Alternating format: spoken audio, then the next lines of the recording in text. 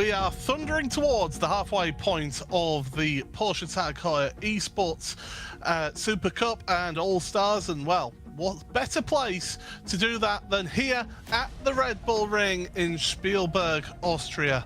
And welcome along to week number 5 of this championship for you. My name is Paul Smith, and alongside me, as always, is Arjuna Kankapati. And Arjuna, the All-Stars, they get to sample the sights and sounds of the Styrian Mountains.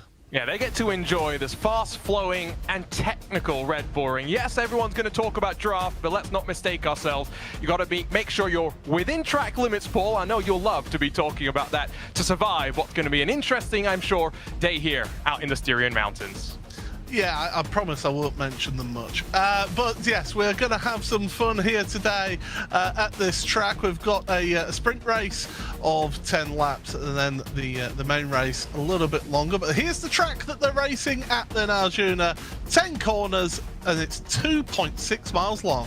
Plenty of history across of global motorsports here, but of course 63.5 meters. That's the climb from the lowest point at the track on the start finish line up in towards what is technically turn number 3. Total elevation change closer to 130 odd meters here. But you'll note the middle sector, double left-handing, winding, looping section. It's where we'll see a couple of side-by-side battles in the opening couple of laps, which is what drivers will want to avoid, letting those at the front break away around the 4.31 kilometer 10-turn Red Bull Ring.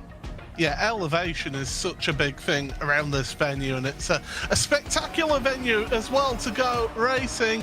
And well, we're right in the middle of qualifying here in the All-Stars, so the Porsche Heuer Esports All-Stars. And as I said earlier, 10-lap sprint race, and then the whole field is inverted for the main race in terms of the grid positions, with the main race being 16 laps long. So plenty of time for these All-Stars to have a bit of fun, and I'm sure we'll also have a bit of fun with the All-Stars as well. Oh, my favorite part of a Saturday is going and disturbing some of these drivers during the race. I did see Matt Malone went and clipped our little section with him and Yardier at the Circuit of the Americas, and so I'll direct any royalties, Matt, over to the team at iRacing.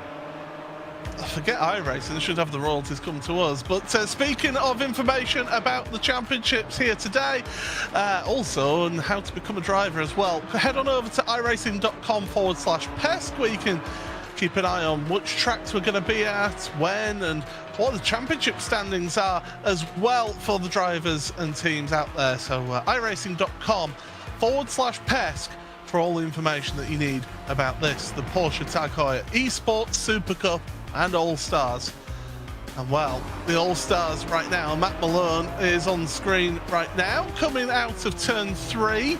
I know it feels like turn 2, but it officially is turn 3, is that one, and then plunge downhill towards the 4th turn. There's tight hairpin downhill braking, and this middle sector here, this double apex left-hander, really tricky. Drivers having to balance things along. And speaking of driving this track, well, you could drive this track as well if you head on over to iracing.com. If you're interested in becoming a new member, well, now's the time to do that, because there is currently 40% off all of new memberships here on iracing.com, and you never know, you could end up racing around this circuit your very self. So do check on that. But yeah, certainly the Red Bull Ring, it is an intriguing round of the championship for them, and it's going to be tricky for them to get things right. You didn't mention it there. Technically turn 3, not turn 2. And the reason we'll have that on that climb up out of turn 1 is that 2 wheels is something that comes and races around the Red Bull Ring a lot. And when you're on a motorcycle, that left-hander that leads into the heavy braking zone, you better believe that's one scary corner. Here's the grid then. Here's Casey Kerwin and Pablo Lopez on the front row of the grid, with Tyson Mayer and Emily Jones, row number 2. Dave Cameron and Javier Soto, row number 3. And then on the 4th row of the grid, it's Dan Suzuki with Xavier Sanchez alongside him. Jaroslav Hontig and Christian Ortega, row number 5. Matt Malone and Lubyev Austria Oh my goodness, I've already butchered it. Put the teeth in there, Paul. Paul Zaza and Oliver Fernal on the back row of the grid. Of course, all those drivers known more by their their names and Twitch handles, but certainly those drivers, they're all streaming to Twitch or YouTube, depending on their particular streaming avenue. But drivers getting themselves prepared. We've just got a few seconds left. First race, it's all going to be, you would imagine, at the front of the race, it's going to be Casey Kerwin and Pablo Lopez, given how they raced against each other at the last round at Kota. But here we are for round number 5, sprint race at Red Bull Ring, and it's a brilliant start from Pablo Lopez from the front row of the grid, down the inside in towards turn number 1 on Casey Kerwin. Through turn 1 they go, and it is Lopez who gets the run, and well, Quirk is also getting a good run here through the exit of turn 1, and well, from pole position to 3rd place for Casey Kerwin here as they head on through turn number 2, that sweeping left-hander into the braking zone, uphill braking, and look at the gap that the front 3 have already got over the rest of the field, who are going 3 wide into that turn number 3. And somehow everybody survives through turn 3. Plunge downhill now towards this right-hander. This is an overtaking opportunity down here into this right. Coltizer brakes and Quirk to the inside of Pablo Lopez, but Lopez hangs it out around the outside here, Arjuna. Yeah, but here comes Casey Kerwin, almost making it 3 wide on their run into that middle sector where we did mention earlier, if you fight side by side, it might allow a bit of a breakaway. When you fight at the front, it allows those behind that were squabbling earlier to join the pack once again. Quirk now goes from the lead momentarily back down to 3rd position as Pablo Lopez will lead us into the final couple of corners. Let's see how wide they'll run in these GT4 machines with relatively limited downforce. Yeah, this is really going to be one of those circuits that they try those drivers out and try the ability to keep the car on track. But as they come through the final corner across the line again, so it is Pablo Lopez, Casey Kerwin, Quirk. Emery has joined up to the back of them here as well. So Emery has reeled them in with them fighting each other. Speaking of fighting each other, Dan Suzuki and Dave Cam were fighting each other across the line as well. There's action all the way through the field. Unfortunately for one driver, Love 46, she's all the way at the back on her own. So something has happened to her in this race as we carry on. Lap number 2 of this race. And still, they're together. Dives further back into turn number 3. The drivers try to sort themselves out in the early going here. And now all settles down for the time being. Casey not close enough to Pablo to really mount a challenge. Let's not forget we do have championship standings that we are tracking. Our top 5 in points win Tag Heuer connected watches, and Casey Kerwin has got 176 points. Second best, Emily Jones, 93 points. It's almost 100 points that Casey Kerwin has over the rest of the field. Lauren Heinrich was one that we saw challenging Casey in some of the Porsche Cup races that we had. Pablo Lopez joining our all-star grid. He looks feisty in this GT4, but let's not forget, Paul, we've got one more race in this Cayman. That will be 7 days from today before we switch on over to, I think, what is going to go down as one of the legendary Porsche racing machines, the 911 RSR. Oh, and what a sound that RSR makes as well. Not that the sound of this Cayman isn't bad at all, but I was there at Spa-Francorchamps a number of years ago, and well, it was the RSR that also almost made me deaf from this. But we have got some friends joining us throughout this race. Arjuna, we've got Dave Cam. We do have Dave Cam. Dave, welcome to the Red Bull Ring, and welcome to a track where your piggy bank of incident limits overflows at times, but you've got to be somewhat careful with it in the race. Yeah, I'm up to 5 already. We're on lap 3. I'm trying to save some for later on in case it does get scrappy. So I'm just quite happy sitting here just for the moment and seeing how things pan out, to be honest. You sound like one of our World Championship drivers, Dave. They always talk about banking the incident points for the end of the race. This Cayman at the Red Bull Ring, a lot of people will talk about the draft, but the Red Bull Ring is a technical track that you've got to make the most of by yourself. Absolutely. If you can have as much draft as you want. If you don't get the exits right out of turn 1 and turn 3, I think it is, well, the draft doesn't mean a thing if you don't get the run. In terms of passing, we're seeing the leaders fighting side by side. That's good for you. You're catching up. But then where would you like to try and get the moves done? I think it's going to be out of turn 1, I think. I think it's probably my best opportunity. I think Yeah, into turn number 3 maybe, if you get a good run down there, and you can get it done around the outside. But I think either out of turn 1, if somebody gets to slow down, that might be an opportunity, or into turn 3. Well, we'll let you go and focus, because in front of you, it's getting a little bit feisty. Paul, they were almost 3 wide into the penultimate corner. Yeah, it certainly was getting a bit feisty, a bit closer. Now Quirk in second is under pressure from Casey Kerwin. It was Kerwin who was trying to make the move on Pablo Lopez, and now he's dropped back down to 3rd place. Emery's there, so too's Dan Suzuki, so too's Dave Cam. Stradi, Yardier, well, I mean, we could pretty much say the entire field are all there in one long line. It is great stuff here in the early going, with 7 laps to go already in this race. It is fast, it's frenetic. It is the Porsche Super Cup, and we're getting joined by another one of our drivers, Arjuna. And now we disturb Emily Jones, who runs in 4th position. What were you thinking about potential 3-wide shenanigans into the penultimate corner there? I was all for it. I love this aggression from Quack. It's great. I want to crash. Do it. So you're hoping he'll take the other 2 out in front of you, and then you'll sail on through to the lead. I see what you're hoping for. Yeah, that's exactly what I would like. It's pretty good so far. I'm doing like I'm like the camera car again, like last week. So that's good. I do have to ask the question. You've got Quirk's car in second. What do you think about that paint scheme that has divided, I think, our Twitch chat?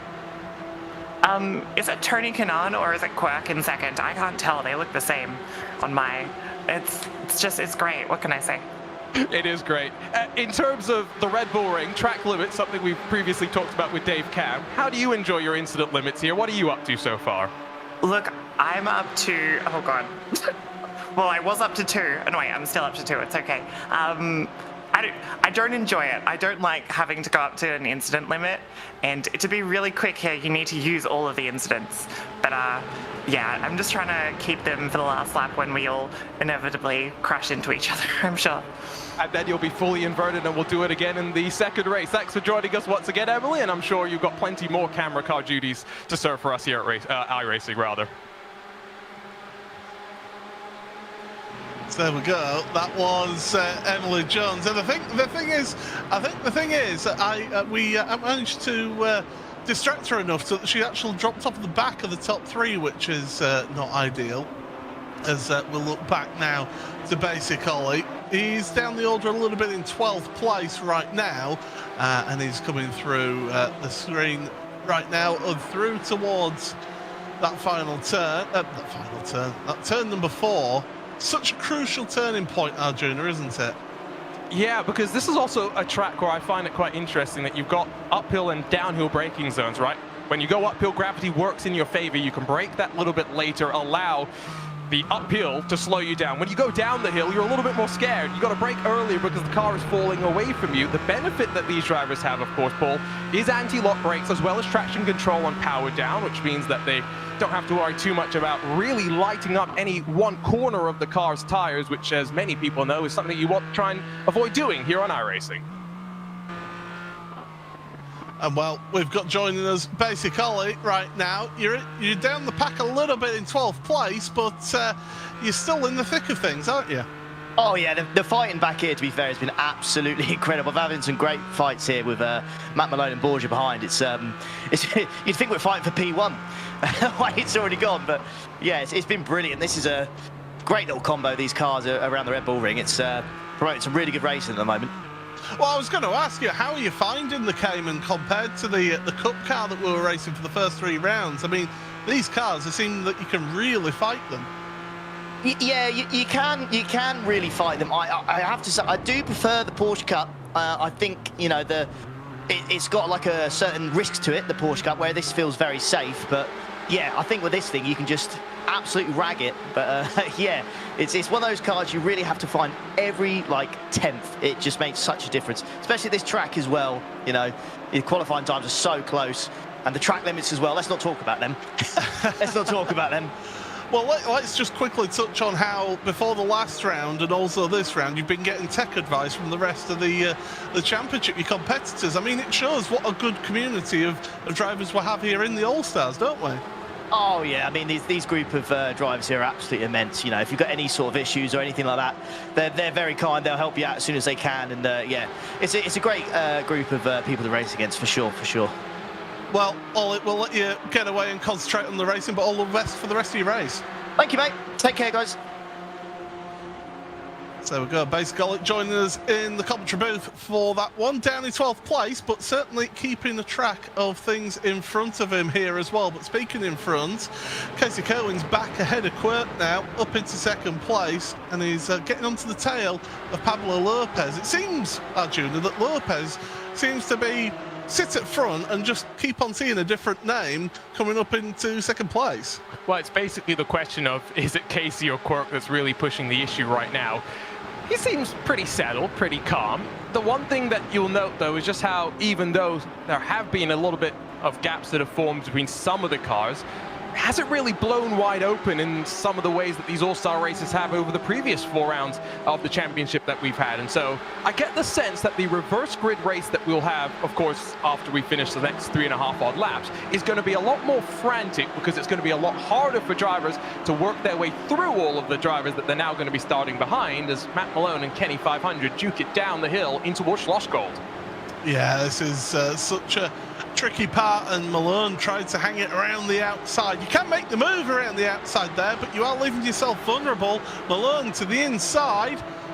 Turn number 5, not able to make that move stick quite yet, although, there we go. Kenny 500 staying ahead for the time being, but basically he's loitering with intent behind, as well as that race lead battle as well. Casey Kerwin and Pablo Lopez side by side, and Kerwin's going to go around the outside, carry the speed. He takes the lead ahead of Pablo Lopez. Meanwhile, Quirk's trying to follow along, and Emery is saying, "Oh, you're having a bit of a fight. I'll join in the fun here then." Backs out of that one and cuts back into line, though, does Emily Jones, as they run themselves out of turn number 1 and towards the hill. Kerwin got aggressive with the defense early, going all the way to the inside wall, and I think now with 3 to go, GoPro Lopez, the Pulpo Lopez and Casey Kerwin are going to go back and forth, hammer and tong. The Team PGZ car not close enough to have a look in towards turn number 3, but now it's that run down into Schlossgold that maybe we'll see the 504 pop out and try and make the move. You know how every week we try and put off Casey Kerwin from this championship, and he's not letting us now. He's not letting us. He's managed to mute himself in the comms channel here, so we can't speak to him, which is, I believe, is totally unacceptable. And I think he should be disqualified from the race. Exactly. Throw him out right now. We'll just see him disappear from the screen. It will be amazing. The other alternative is we could dock some points from him. Yeah. He's got such a big championship advantage. Why don't we make him start from 0? Yeah, absolutely. You know, he's been so good. Let's see how he can do it again and accumulate those points. Well, it is Kerwin at the front, ahead of GoPro Lopez in 2nd. Quirk still in 3rd, but is looking to be loitering with intent, with Emily Jones, Emery in 4th place. Now, Quirk, he's not shying going forward, is he? He's one that will make a move. I mean, we had him making all sorts of weird and wonderful noises one round of the championship here in the commentary box, but he's really sticking it to the front 2 here. This is great stuff to see. Oh, and he got a little bit close into turn number 1 there to the back of the Team PGZ car of the Pulpo Lopez. And now maybe going to be more on the far from behind is Emily Jones, already alongside and popping out to the outside as they rise up 63 meters in towards turn number 3. Emily Jones a little bit later on the brakes, but Quirk, as ever, committed to the inside and holds on to the spot. Oh, manages to just hold on to... Oh, we're going 3 wide going into turn number 3 here. Basic Ollie, Kenny 500. We've got Borja Zazo. We've got Matt Malone. It's 4 wide on corner exit. Well, they somehow managed to find room to not trip over each other, and Matt Malone is going to be the one potentially who sees the benefit of it all in towards the turn now. Turn number 4. Malone's deep on the brakes. Ollie's going on the up and under, and he's going to get that move done. Beautifully done by Basic Ollie, but Malone, he's still there. He's still fighting alongside him, and we've got 2x2 for Caymans through turn number 5 into turn number 6 here, Arjuna. This is tremendous stuff, and like Ollie said earlier, you'd imagine that this was for the lead. Absolutely, and Basic Ollie proves to us there that inside does not always win on that run into the first of the double left-handers. It's all about taking advantage of the opportunities that you are given, and so as they now settle themselves out, at least for the time being, in this fight for the final spot inside of the top 10, we come across the line to take one more lap to go in that fight for the race lead. Bit of separation between first and second, and third and fourth and fifth, as they all now scramble out of turn number 1. One final climb into turn 3 in the sprint race. Dave Cam has actually joined that lead battle. It's worth pointing out he's got ahead of Dan Suzuki during the race, and he's tagged on to the rear of Emily Jones' car. So there's racing action aplenty as the leaders go through turn 3. No change there at the front. What about that race for 10th place? They're diving into the hairpin. Well, they'll sort themselves out through there, but it's the race for the lead that we're going to focus on now.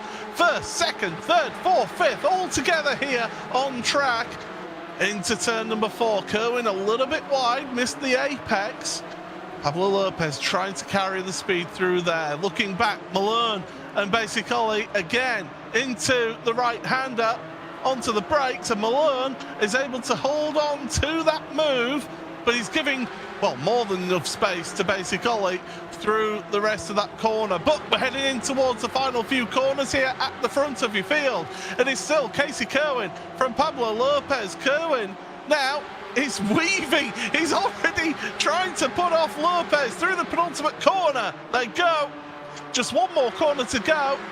Be careful not to run too far wide. You can get yourself a slowdown penalty if you do. But Kerwin doesn't do that. He's going to be a race winner here in the All-Stars. Across the line, flash of the lights, it's Casey Kerwin who wins the sprint race here in the Porsche Tag Heuer Esports All-Stars. And Basic Ollie's being turned around by Kenny 500.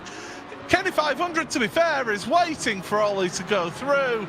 That's gentlemanly driving. But my goodness, that battle for 10th place was intense all the way to the very end. Here's your unofficial race results. It is Kerwin from Lopez, Quirk and Emery with Dave Cam in 5th place. Dan Suzuki finishes in 6th ahead of Strade Jardier, Heike 360 and Matt Malone rounds out your top 10.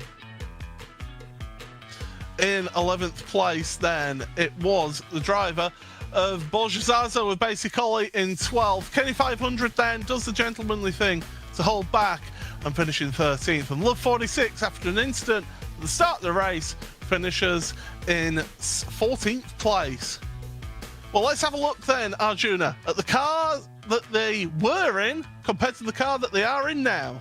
And this, of course, is what we've got, of course, coming up in store. 718 Cayman versus the Porsche Cup car that we'll see in the Porsche Tag Heuer Esports Supercup. In terms of the base of the car, the 718 Cayman, of course, different chassis, mid-engine car compared with the traditional rear-engine 911. But that 911 Cup car, a little bit stripped down in terms of the weight, of course, a little bit more power that comes out of a very similar base engine. That Cup car, Paul, I'm not sure if you knew this, recently they just produced the 5,000th Cup car that has gone to customers around the world. That is the very top level of Porsche customer racing, the 718 Caymans, where you start all the fun. Yeah, absolutely, and it's a GT4 spec car, so if you are wanting to go racing and you've got a spare few $100,000 in your bank, then, well, that Cayman is certainly a very capable car for you to go motor racing in. But we have got the main race of the Porsche Tag Heuer Esports All-Stars coming up for you right now. It is Love 46 and Kenny 500 who share row number 1. Basic Ollie and Borja Zazo on row number 2. Matt Malone and Heike 360 on the 3rd row of the grid. Jardier and Strade then on row number 4 with Dan Suzuki and Dave Cam on row number 5. Emery and Quirk share row number 6. And then on the back row of the grid, it is Pablo Lopez and Casey Kerwin. So that is the grid, how they will start this race. Arjuna, you touched on it in that sprint race.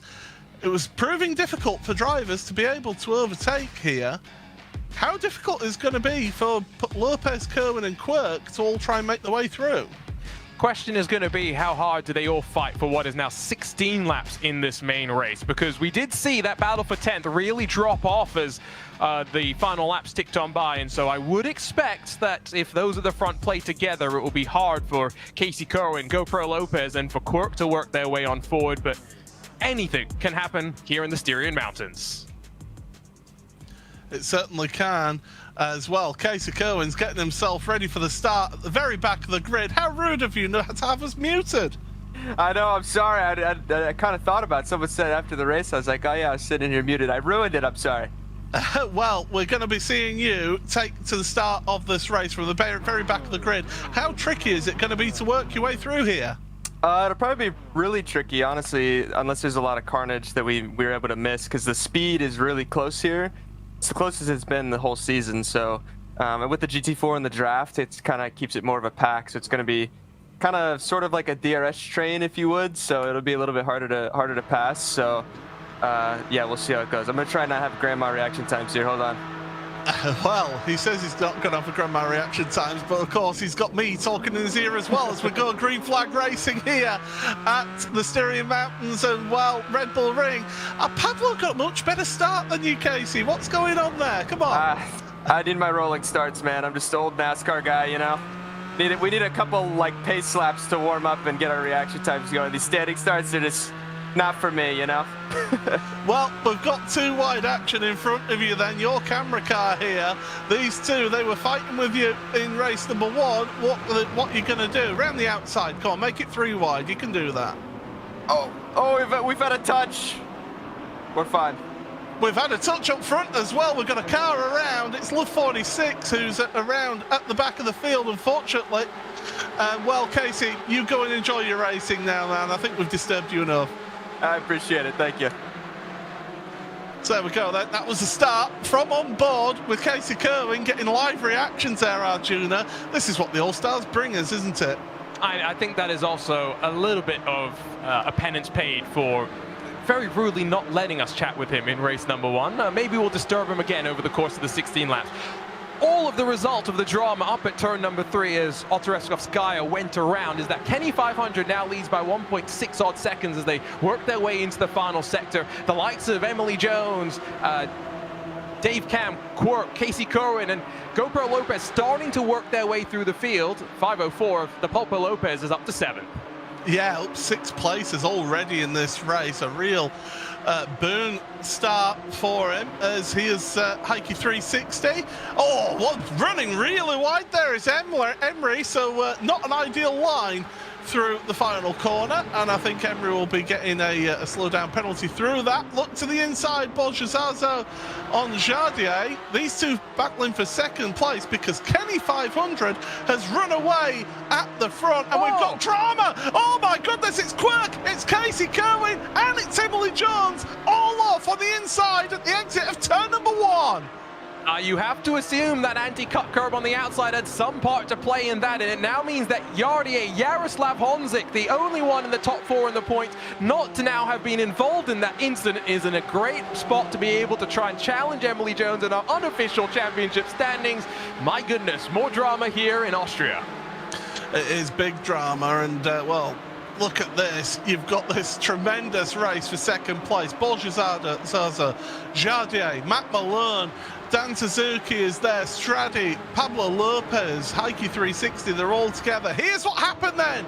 So I believe that Emily did actually have a slow down. Oh, she's lost it. Over the cut curb, and around it goes.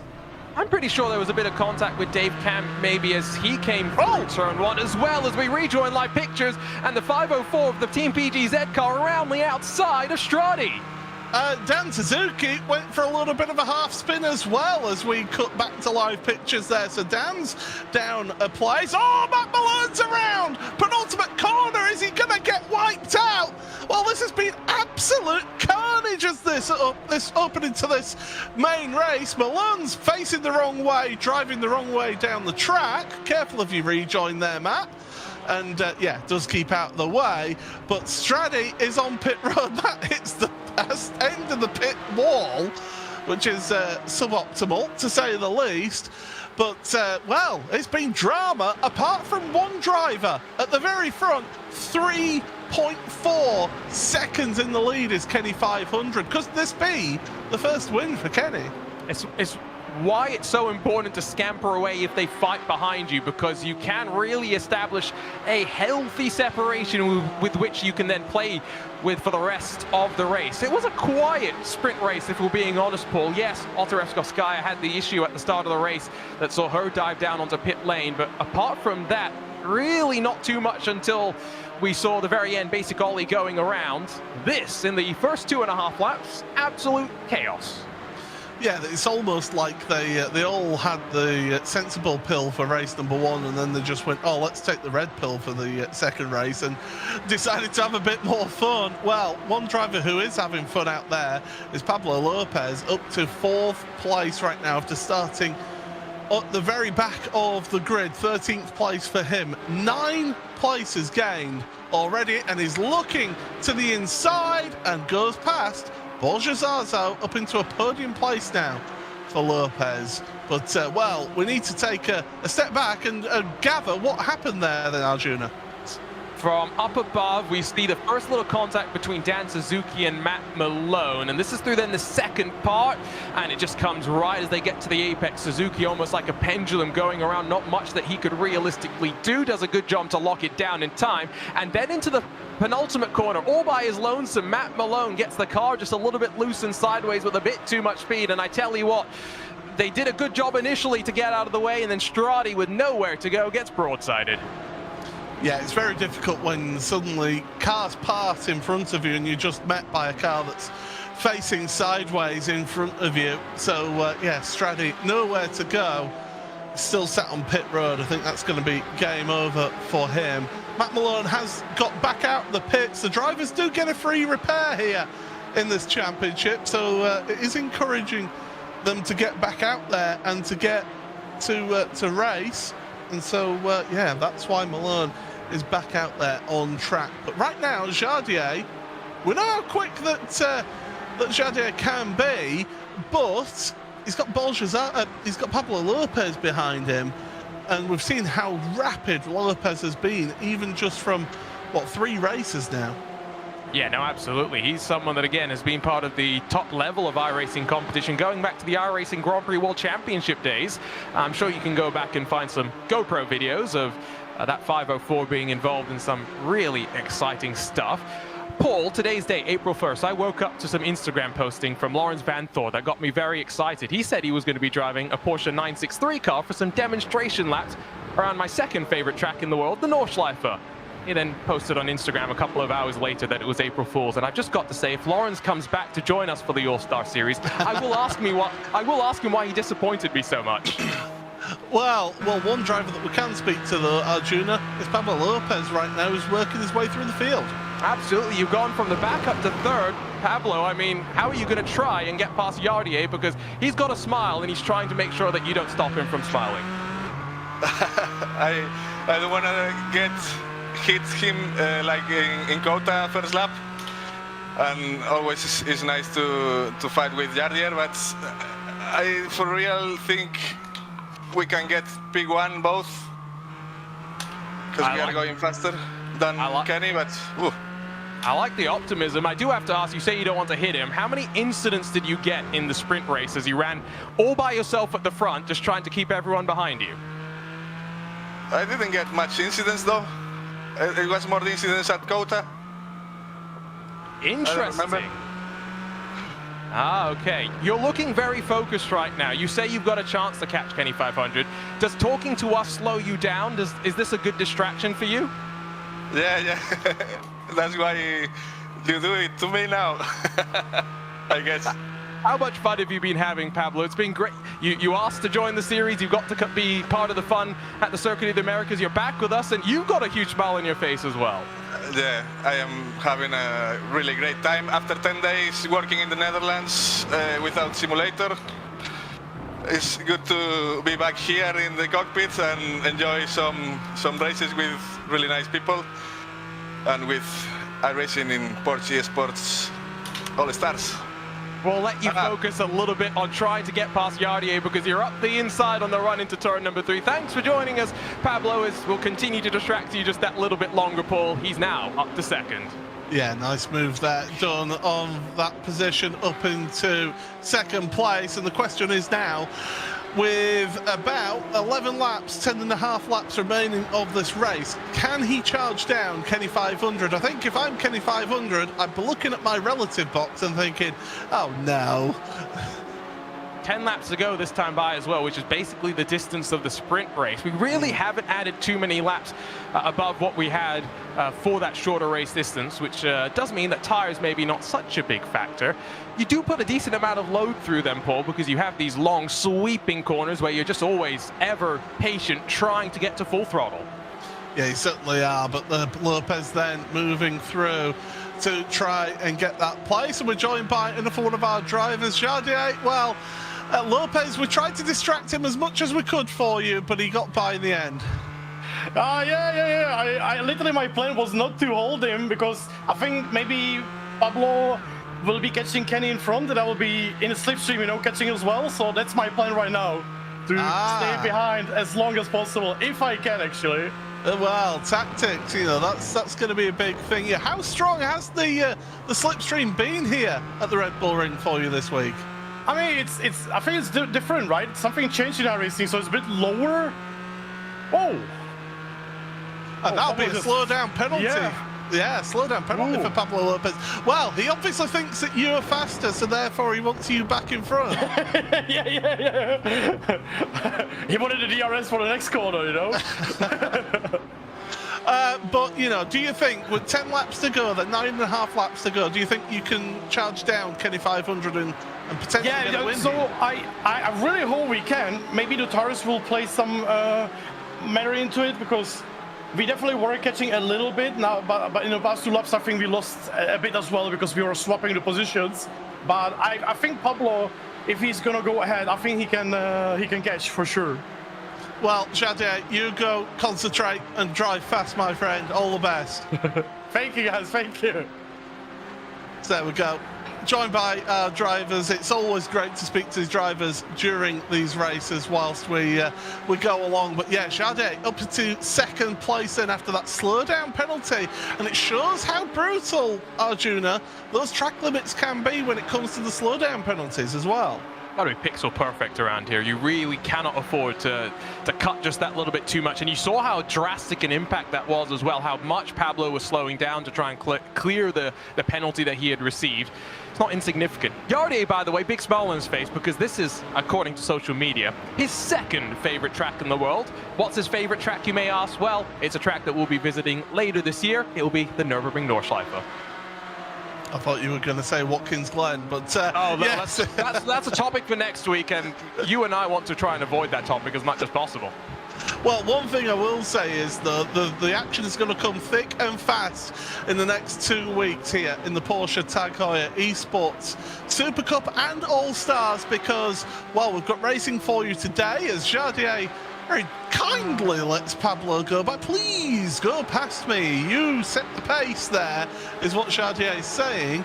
But we've got racing here this week and also next week as well. So the action's going to be coming thick and fast for you all, and we're going to be keeping everyone on their toes. But Pablo Lopez then, to second place. They have been closing up to Kenny 500 on that last lap as well. So they really are trying their best with 9 laps to go. 8 laps to go at the line. They are going to be trying the best to move forward. But, well, we're going to be joined by even more drivers here, Arjuna. Absolutely. We're joined now by Kenny 500, who leads by 3 seconds. How nervous are you feeling, Kenny? Are you sweating a little bit right now? Yeah, Pablo is so fast. So I try to make all the fastest lap. How much racing have you and Pablo done in the past together? How much do you guys know each other? Whoa, almost 50 races, and we are teammates in the past. There we go. So you guys know each other well. When you were able to break away at the front of the field at the start of this race, what were you thinking when you saw all of the smoke behind you? I think, yeah, unless I have more space. Gotcha. But only 2 seconds right now, so I think he gets me. Okay, well, one more question, we'll let you go and focus. You've got the track map of Laguna Seca over your shoulder. Paul Smith doesn't like Laguna Seca. Why do you like it? Well, I don't know. It's a nice circuit, mythical circuit for me, and I like it. I don't know why. Yeah. Don't worry, you're right, Paul Smith is wrong. Best of luck, you've got now 1.7 seconds to get back to Pablo Lopez, who is coming fast. Paul, Laguna Seca's great, I'm telling you. If everybody looked the same, we'd get tired of looking at each other. The great words sung by the Groove Armada, and quite frankly, I have the same thing about racetracks. If everybody liked the same racetrack, then we'd all be tired of racing. So yeah, it's everybody's got an opinion. It's just that some of us have got the right one. As we go into the battling a bit further back here, because well, that's Heike 360 in front of us. Dave Cam that we were on board with right there. It's a 5-car gaggle here. Basic Ollie is leading that one ahead of Heike 360. Dave Cam, Dan Suzuki and Love 46. Casey Kerwin, Quirk and Emily Jones have not been able to make headway on these 5 cars in front of them. No, their tussle out of turn number 1 really compromised them in this one.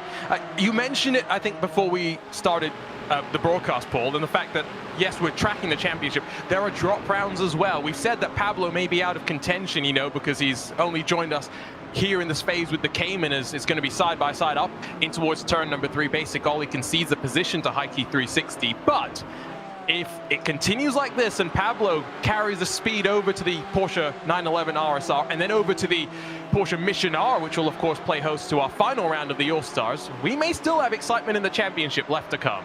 Heike 360 looking to defend the inside there from Basic Ollie, who's got ahead as Heike 360 now, so he's trying to pull away. Love 46 at the back of this group as well, so they're enjoying it. And Arjuna, we're now joined by Matt Malone in the commentary box with the greatest mustache in the whole grid.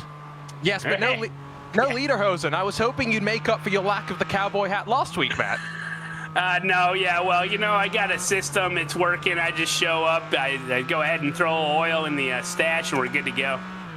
Gotcha. Talk to us about what happened then earlier in this race through the penultimate corner. Did you employ the Malone shuffle to lock that car down in time? Oh man, you know, every time in a main race, I seem to start out really well, and then I have like a self-inflicted wound. No, I think I was just going too fast because I saw second and third place ahead of me. They were battling, and I'm like, all right, here's my chance to get a really good run onto the front stretch. And I think I just was on throttle too much, hit the curb, the car got unsettled, and traction control kicked in, and I was just a passenger. That is a distinct lack of racing driver excuses, Matt. So I do like to see that. I also have to say, I saw that you clipped our little interview segment with Yardier and put it on your YouTube channel. Can you direct any royalties over to iRacing, please? Yeah, no, that's not gonna happen. I got diapers to purchase because we got another kid coming to the family tomorrow. So yeah, no, all the money earned from all of your content, all the content that I stole from you guys, that's all going to my bank account. All 14 cents of it. We'll let you go because the leaders are catching you right now, so you may have some traffic in your mirrors. But always great to catch up with you, Matt, and looking forward to seeing you back at Watkins Glen in 7 days' time. Yeah, hopefully I'll make it. Hopefully I will. I'll have the newborn strapped to my chest. We'll make it happen. Well, best of luck to you and to your partner. Matt Malone joining us once again, Paul. Thank you, guys. always fun, always a good one to have join us. But we're having to focus at the front here because with 5 laps to go as they go across the line here, Pablo Lopez has caught up to Kenny 500 there at the head of the field. Well, Kenny 500, this is the thing with this track. If you can place your car in the right place at the right time, you can defend around here, but it's not easy. It's one, though, where you just have to think that Pablo has been able to close from such a far distance back that it's almost inevitable, and he'll shape up to the inside as they rise up in towards turn number 3 once again. The Team PGZ car trying to squeeze Kenny 500 to the outside, but it's not going to be a repeat of Max Verstappen and Charles Leclerc instead. Racing room is given, and they're still side by side in towards turn number 4. There's a novel concept, racing room given. But anyway, as they go down towards turn number 4, Kenny 500, it was the drive out the corner that really helped him there. And again, he's hanging it around the outside. He can get on the power sooner with the outside line. Oh, a little bit of a squeeze there as they're going through towards turn number 5 then. So Kenny's got the inside line now. So now Pablo Lopez ducks in. He's going to dive under potentially into turn number 6. No, going to hang behind for the time being. They've got time. This is the thing. These two have got time, and the more that they fight each other, the more that Jardier comes into this one. And look at that defensive line, hard defensive line from Kenny 500. These two know each other, and you can tell. Former teammates, I didn't know that detail, to be honest, which is really interesting to hear. Kenny 500, bit wide through the penultimate corner, and Pablo down the inside. Look at Jardier, though, with more momentum as they run themselves to the line. We may see 3 wide with 4 laps left to go.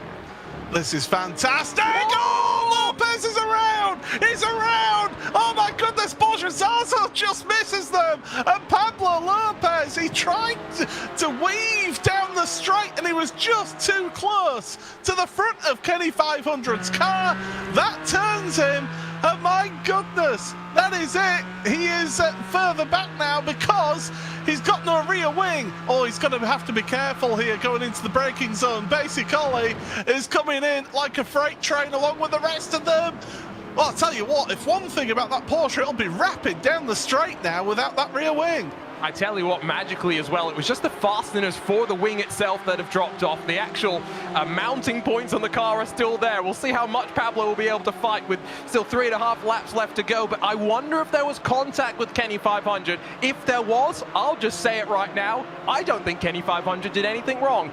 Pablo was going one way then the other, jinking back and forth down the straight. And what's the one thing that you're told in a driver's briefing? You're allowed one move and then back to the racing line, and that is it. Yeah, so he is, he's struggling a little bit through these medium speed left-handers, and I think he will feel the effects of that a little bit as Dan Suzuki now, Basic Ollie. Dan Suzuki, by the way, has managed to get ahead of Basic Ollie through all of this as well. So Jardier leads from Kenny 500, and then it's Bolgezazo on his own in 3rd place, and then it's this group. Oh, into the pits, yeah, he's had to pit as Pablo Lopez. Here we go then, Arjuna. Let's have a look. I think Pablo actually has a black flag as a result of all of this. So let's just see, though. You could see Jardier with all of that momentum coming with a head of steam. He goes to the outside, and I think Pablo initially thinks Kenny 500 is going to follow, but does jink back and I think turns himself on the nose. And heads up from Pablo to realize that Borgesazo was coming. Some may think that getting off of the brakes in that situation was the wrong thing to do. Fortunately, it all worked out. Jardier, now leads with 2.5 laps to play. Yeah, he has, and he's got his old sparring partner Matt Malone as lap traffic in front to come with as well. So yeah, this is going to be fun. Let's have a look from Borgesazo's point of view. He's just driving along. He's seen those 3, and he's thinking, well, I'll just stick to my racing line. And then all of a sudden, he will see a car sideways, smoke pluming from its tyres. Where do you go? Well, nicely avoided there from Borja. And confirmation that it was Pablo having a drive-through penalty having to come down pit lane. It wasn't because of the damage. Meanwhile, Casey Curran made it 3 wide a few moments earlier and now passed Basic Ollie back up to 7th. And remember, that's our championship leader. We were just talking about how with Casey's struggles and Pablo's relative success, maybe there was still a chance for Casey to be challenged. But Casey, as always, working himself forward and might not be done. A top 5 still a possibility. you know what? This race has absolutely flown by. This main race has been such an exciting race, as there goes Quirk as well to the inside of Love 46, and moving up a place for Quirk to Tyson Mayer. But as they go across the line then, 2 laps remain in this race. Dave Cam's going a bit defensive into turn 1, but up at the front, Jardier has got the lap traffic of Matt Malone in front of him. Malone's playing sensible, decides to not get involved in that one, because that is your race lead here between Kenny 500 and Jardier. And Kenny 500 so close to a first win here. It could still happen though. I think it still very much could be on the cards. It will all just be about opportunities, and if Jardier makes a mistake, Dave Cam on the outside of Heike 360, and here comes Dan Suzuki. He's using new pedals today, which I always find an interesting experiment. How can you adjust so when you feel underneath your feet? Well, he's in the middle, 3 wide, and not going to back out of it. Feels confident enough as Heike 360 for a moment gets out of the brake pedal. He rolls himself back onto it down the inside. Dave Cam backs out. Plenty of action still in this fight for 4. Yeah, 3 into 1 in that corner just does not work at all. The race lead you can see on the top screen there between Jardier and Kenny 500. Below you've got the race for 4th, because Dan Suzuki, what a drive from him to get up to that 4th place now ahead of Heike 360. That's 5 places gained for Dan in this race. Casey Kerwin's joined the back of this gaggle as well. He's getting involved in here and getting excited. So as we're going across the line, Barney the flagman has 1 more lap to go here. The white flag is out for the racing here at the Red Bull Ring from week number 4 of the Porsche Tag Heuer Esports All-Stars, and it's Kenny 500 to the front of the field. Jardier runs wide over corner exit, doesn't get himself a slowdown penalty, and he's going to try and drive back up towards turn number 3. Through 2 they go, this sweeping left-hander, uphill braking. Kenny 500's not looking to the inside, he's not protecting it, but Jardier's not got it there. It was, I think, Jardier just caught napping a bit by Kenny 500, throwing the move to the inside. And now has Kenny 500 got enough of a margin with half a lap to go? Still, this fight for 4th is going to continue going on. Heike 360 now trapped on the outside of Dan Suzuki as they work themselves down the hill into Schlossgold. Working through that corner, though, your race leader with a margin behind. I think it was a slowdown penalty for Jardier. That means that he's had to drop back from the race lead. Oh, Heike 360 running wide off the track there. So he's dropping down now. That was Casey Kerwin getting passed up into 5th place. Recovery drive for Casey after that incident on the early stages of this race. But look at this, just 2 more corners to go for Kenny 500. It'll be his first race win here in the Porsche Tag Heuer Esports All-Stars. Through the final corner they go. Jardier's trying his best to catch up, and look at him, vamos! He's so happy, he's got the fist pumping, and he is a race winner here today. Sensational stuff, and oh, there's Casey Kerwin across the line with Heike 360 and Quirk as well, trying to make it 3 wide at the line. My goodness, that was an exciting thrill ride of a race here today in the All-Stars, and as we take it to the Buzz post-race show, my goodness, that was excitement personified right there. It is Kenny 500 who wins that race in the end by less than 0.2 of a second over Jardier. Bolgezazo, Dan Suzuki, Casey Kerwin, Heike 360 and Quirk with Love 46, Basic Ollie and Emery rounding out your top 10. Then 11th place for Pablo Lopez ahead of Dave Cam, who got a black flag on the final lap. Matt Malone 1 lap down, and Straddy did not finish after that incident with the car of Matt Malone sideways across the track. Wow, that was sensational stuff. Here's how the standings look now after all of that, though. 102 points separate the front 2 of Kerwin and Jardier. Emily Jones and Tyson Mayer are tied on 103 points, and then it's Heike 360, 121 points back from them. Bolgezazo looking in from that top 5, but we're going to speak to a couple of our drivers. Now, Juna, you take it away with our main race winner. And for the first time, a winner in the Porsche All-Stars. We saw the excitement across the line, Christian. How are you feeling right now? Whoa, it's an incredible feeling. Yeah, I can't believe it. I think Jerrier and Pablo was faster than me, but I can defend and overtake to Jerrier at the last lap. And the feeling now is incredible. Yeah. I've got to ask what's over your shoulder right now, though. Peeking behind your chair, that looks like a rather interesting toy.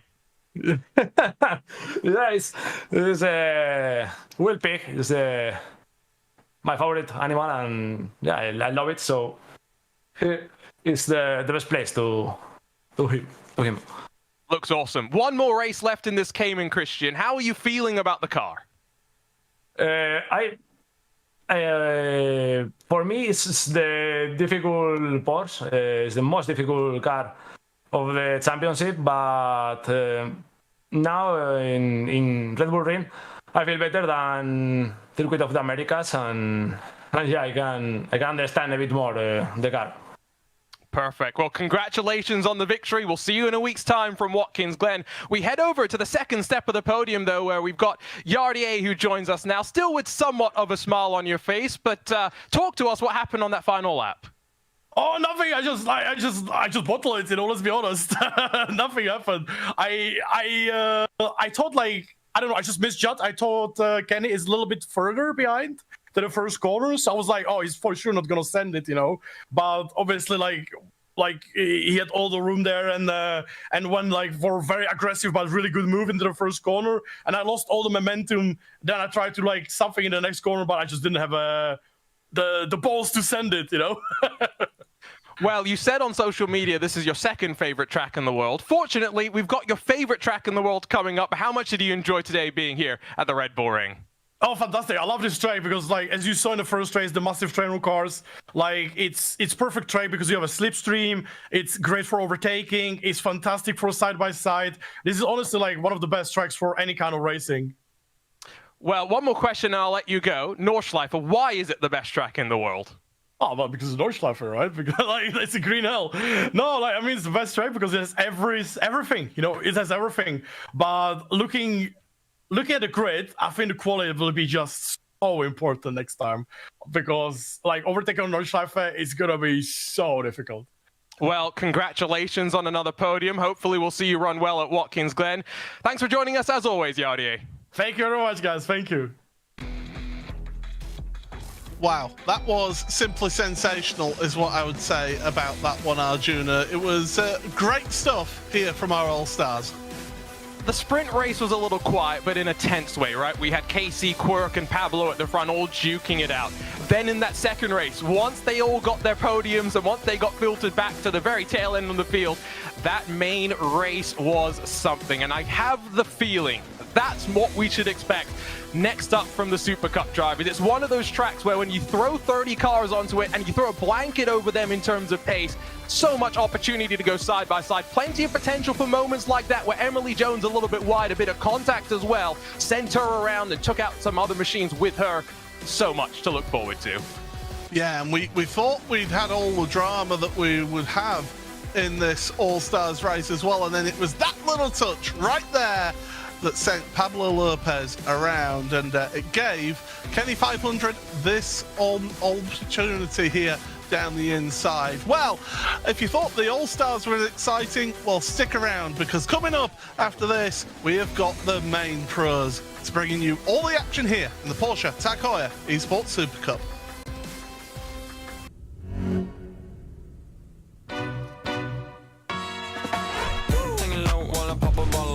Chain swinging, clang clang, and it costs a lot. I'm always at the guala, yeah, and you are not bad. Keep on going till you hit the spot. Whoa, whoa, I'm a big bag hunter with the bow.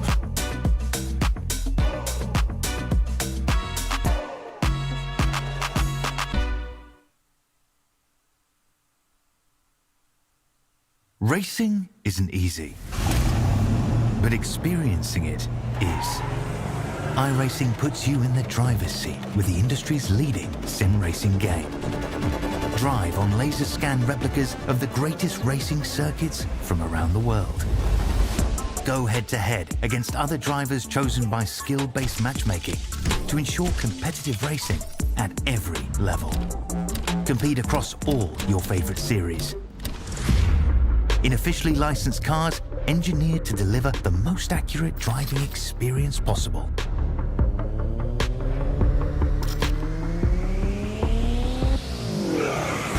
Join a race or host your own with players from across the globe. Race against the computer or in a league with friends. Feel the thrill behind the wheel. Visit iRacing.com.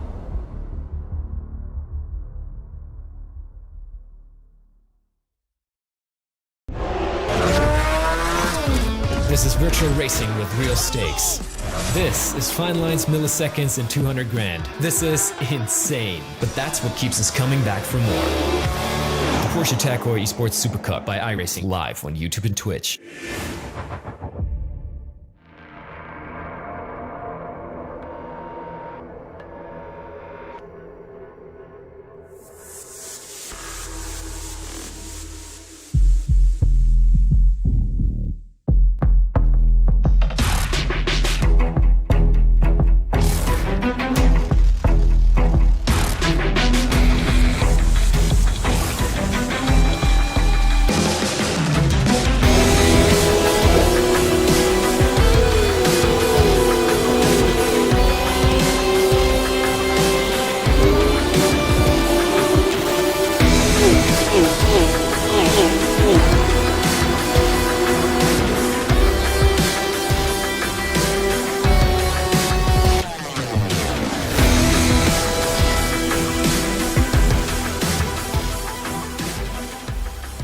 After 4 weeks of excitement, we head on over to Spielberg in Austria for round number 5 of the Porsche Heuer Esports Supercup. And well, what a delight it is to bring you all the action. Paul Smith and Arjuna Kankapati. And well, Circuit of the Americas gave us plenty of thrills and spills, and the Red Bull Ring promises to be yet another one. Absolutely. One thing that is carried forward from the Circuit of the Americas, though, is this theme of incident points. And I brought props. A wonderful beanie provided to me by the team at iRacing. Let's talk about the bank of incident limits. You're going to start with 17. Let's put that in the beanie. Let's say on lap number 1, you get a bunch of contact. Throw those out. More contact on the next lap. We'll throw that all out as well. Then one by one, you're picking up off tracks. Suddenly, drive-through penalty. What happens after that fall? Well, you get 8 more incidents. And we're going to go through this story. Through the 8 points in there, and then if those get all expired, you will be done for the day. It's something the drivers are learning to play with. Well, what we will do is take a quick look at what happened last time out at Circuit of the Americas. It is round number 4 of the championship from Circuit of the Americas here in Texas. We've got a green flag and away we go, and it's a great launch from the front row of the grid. Pinto challenging Charlie Collins. Oh, there's a move from Oscari. We get cars check up. Oh, and it was Sarika and Alejandro Sanchez. You are, nearly losing the back end, but it's a race win in the sprint race. We're getting ourselves ready for the start of this feature race. This green flag and away we go. Not the best of starts from the front row, but they do go 2 by 2. Oh, there's another car gone flying off then, and that is going to be Sebastian Job. And there's a driver dropping down the order. It's Lassie back, and Jamie Flute making a move on Beneke. Beneke's around. He wants a slipstream and lock up from Pinto. That's a mistake.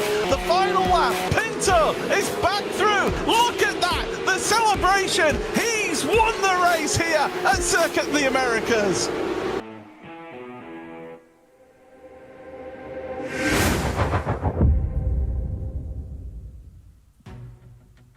Quite incredibly, our reigning champion got his first ever main race win last time out at Circuit of the Americas. What's coming up here today? Well, it's going to be thrills and spills nonetheless. But Jordan Caruso, he is one that's we've been keeping an eye on, because he has been doing a sensational job at the head of your field. There you see where we've been and where we're going to. We're at Red Bull Ring this week. Next week, we're off to Watkins Glen, so that's going to be a thrill ride before heading off to Spa-Francorchamps, the Nürburgring, the Le Mans circuit, and then finally, end of the season at Monza as traditional. But those drivers at the front of the field, Jordan Caruso, one stat that I've got for you, never won a race here in Pesk. And we've only had one repeat winner over the course of 2023 in the form of Zach Campbell. What's keeping Jordan Caruso at the top of the championship standings? It's the same thing that kept Diogo Pinto at the top of them in 2022. Consistency, and consistently being fast in qualifying sets everything up right from the start. Let's not forget that we have Caruso with 2 of the pole positions so far this season. And there we see Cooper Webster. Not a bad office for the evening here today. Sat alongside some Formula One cars of some sort. Yeah, he's at the Red Bull Racing factory, and well, he's sat in a warehouse with a load of Formula One cars. Not a bad place to be in the world, really. Not at all. And for those wondering why Cooper has flown from Australia to the UK, he's getting ready to begin his campaign in the real world for 2023. Was going to be racing in GB4 starting next weekend at Alton Park. And so not only do we wish Cooper the best for his real world endeavors, we can't wait to see what happens for him here today, racing from the Red Bull Racing factory as the qualifying games begin and Zach Campbell starts his burnouts before he goes for his one and only time lap. Yeah, the drivers need to prepare their cars and the tyres as best as they can. But here we are then. It is 1 flying lap per driver in qualifying. The qualifying is split into 2 groups. So Group A is those drivers 30th to 6th in the points. They all go right now for their qualifying run. And then once they're done, the Group B, which is the top 5 in the championship, they go one by one, and it is in the order of the standings, in reverse order of the standings, should I say. So 5th goes first from that Group B, and then lo and behold, the more that you go through, the more that you get towards the head of your championship. Watch what Zach Campbell is doing specifically now. They're all working on a specific game plan for how to heat up the tires. Notice no lock really being put through the wheel right now, and as soon as he starts to work, as soon as he left the pit lane, it was hard lock either way. Whatever they figured out with the tires, it seems to be something that a red line in particular, we talked about it with Vecchio and Pinto last time. They were a bit surprised. I wonder how much they've had to learn, Paul, because this has been one of the themes of the Porsche Tag Heuer Esports Supercup over the many seasons, is maximizing the qualifying, because there you can see Zach Campbell trying to get the most out of it. Yeah, we saw Apex and the Stoneforce Racing with Apex Racing Team. They really hooked it up last time out at Circuit of the Americas. Can they do it? Yet again, it was Alejandro Sanchez who set the pole position time last time out, and that was his first ever pole position here in the Porsche Tag Heuer Esports Super Cup. And well, let's have a look at these times when they start to come in now, and a few of you drivers will be getting themselves into those points. I do believe that Lassie Back is going to be the first one who does cross the line out of everybody. Here's Alejandro Sanchez, though, up towards the hairpin at turn number 3. Important to get the run out of the corner, because that carries your speed all the way along the top of this hill. Not forget as well that we've already talked about track limits and incident points.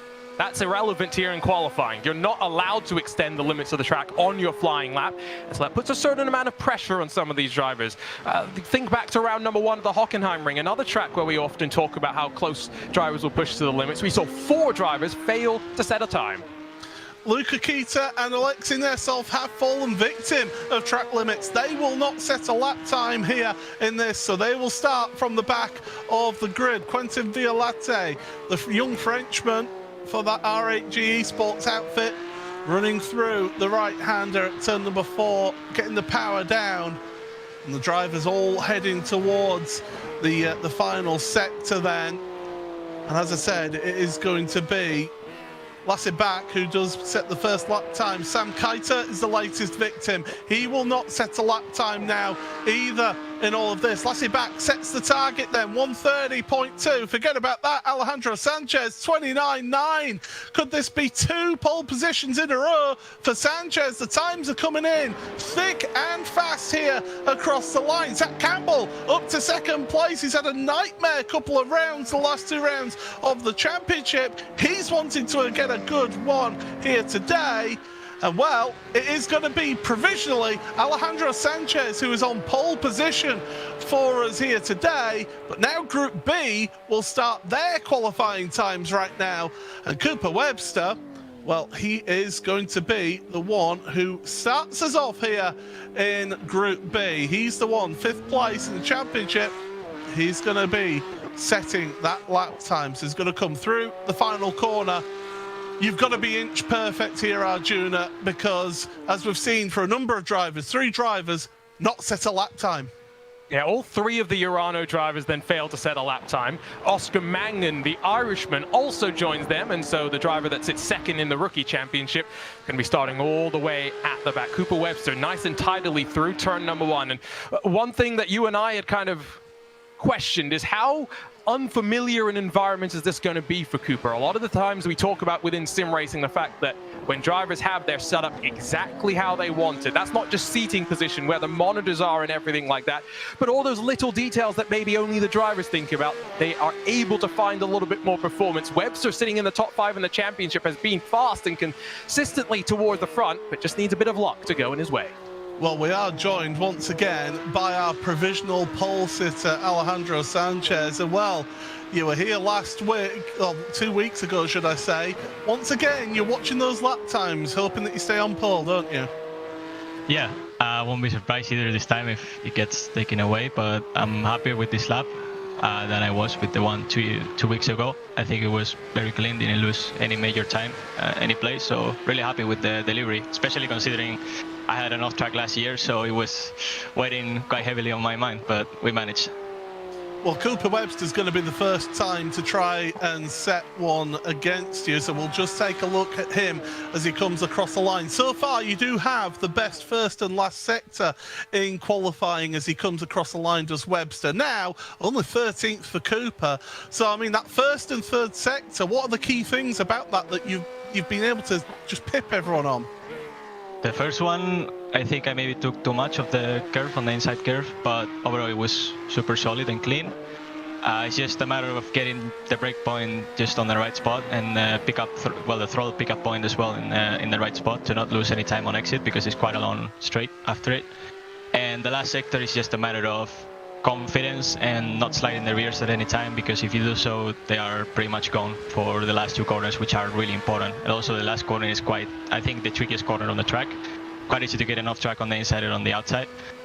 But yeah, it's just a matter of, I think discipline is the word, line discipline, and yeah, don't get too excited with the throttle on pickup, because otherwise you will just understeer off. Well, Sebastian, sorry about that. Sebastian Job is just coming to come across the line right now to set his lap time here in qualifying. He goes 4th. He did not set a purple sector in any of the sectors at all. So 4th place for Sebastian Job. Pinto, though, he has been somebody who's been consistent, Arjuna. I'll bring you into this because he's been in and around these top 10s all the way through this season. Yeah, Diogo's someone that actually jumped off into a very different machine, a prototype car last weekend for the iRacing 12 Hours of Sebring. Had a pretty decent run, finished second in that race.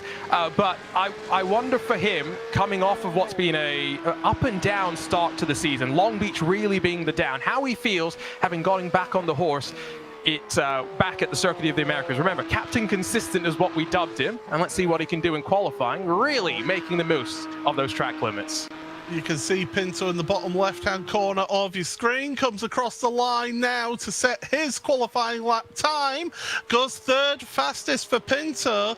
Well, we've just got Charlie Collins and Jordan Caruso to go here. And well, so far, so good. 3rd place is the worst that you could be, Alejandro. I mean, 2nd row of the grid isn't a bad place to start around here. Yeah, it isn't. It's just a matter of staying off incidents. We saw last year that it was quite a moving race. Yeah, just a matter of staying off the incidents, don't hit the incident limit, and don't get DQ'd. That's the key, and save your incidents for the last couple laps. Well, one thing I do want to touch on as well is how important is it with the grid inversion, that top 8? You know, do you concentrate on getting the best result you can in race number 1, or do you just pick up what points you can in that top 8 to make sure you're in that grid invert? Statistically, as I said 2 weeks ago, top 3 finishes are my thing in the sprint, because every time I've done that, except for last week, I've been taken out or had major issues. So yeah, it's just a matter of, now I'm just focusing on getting the most amount of points possible, both in the sprint and the feature. So I'm just here for the ride, you know, not really have any expectations, so just here to have fun. Well, Charlie Collins has qualified 13th, so you're going to be starting front row of the grid here. And Arjuna, Jordan Caruso, he's got just a few corners left to go here. And Caruso, with 2 pole positions already this season, he'll be hoping for another one here. We talked about it at the very start of the season before we even dived into the qualifying at the Hockenheim Ring. Qualifying sets the tempo for the rest of the races. Not just, of course, your grid position, but then, of course, how much fighting you might have to do with that inversion. And so with points being paid out as well, Caruso has established this margin at the front due to just his consistency. And with Charlie Collins being down in 13th position, it's a prime opportunity for Caruso to find his way to more valuable points. Well, Caruso's not set any purple sectors at all. He's going to come across the line. We see where he qualifies himself. It's second. Alejandro Sanchez, 2 rounds in a row. You're on pole position.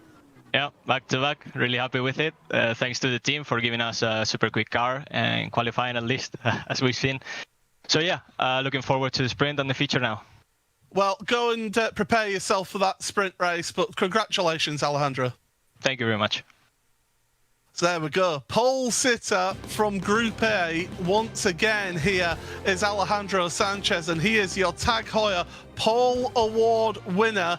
And what more, that gets him closer to potentially getting himself a Tag Heuer connected watch, because the person with the most pole positions in the season, well, he gets himself that Tag Heuer connected watch. Both him and Jordan Caruso have 2 pole positions this season, Arjuna.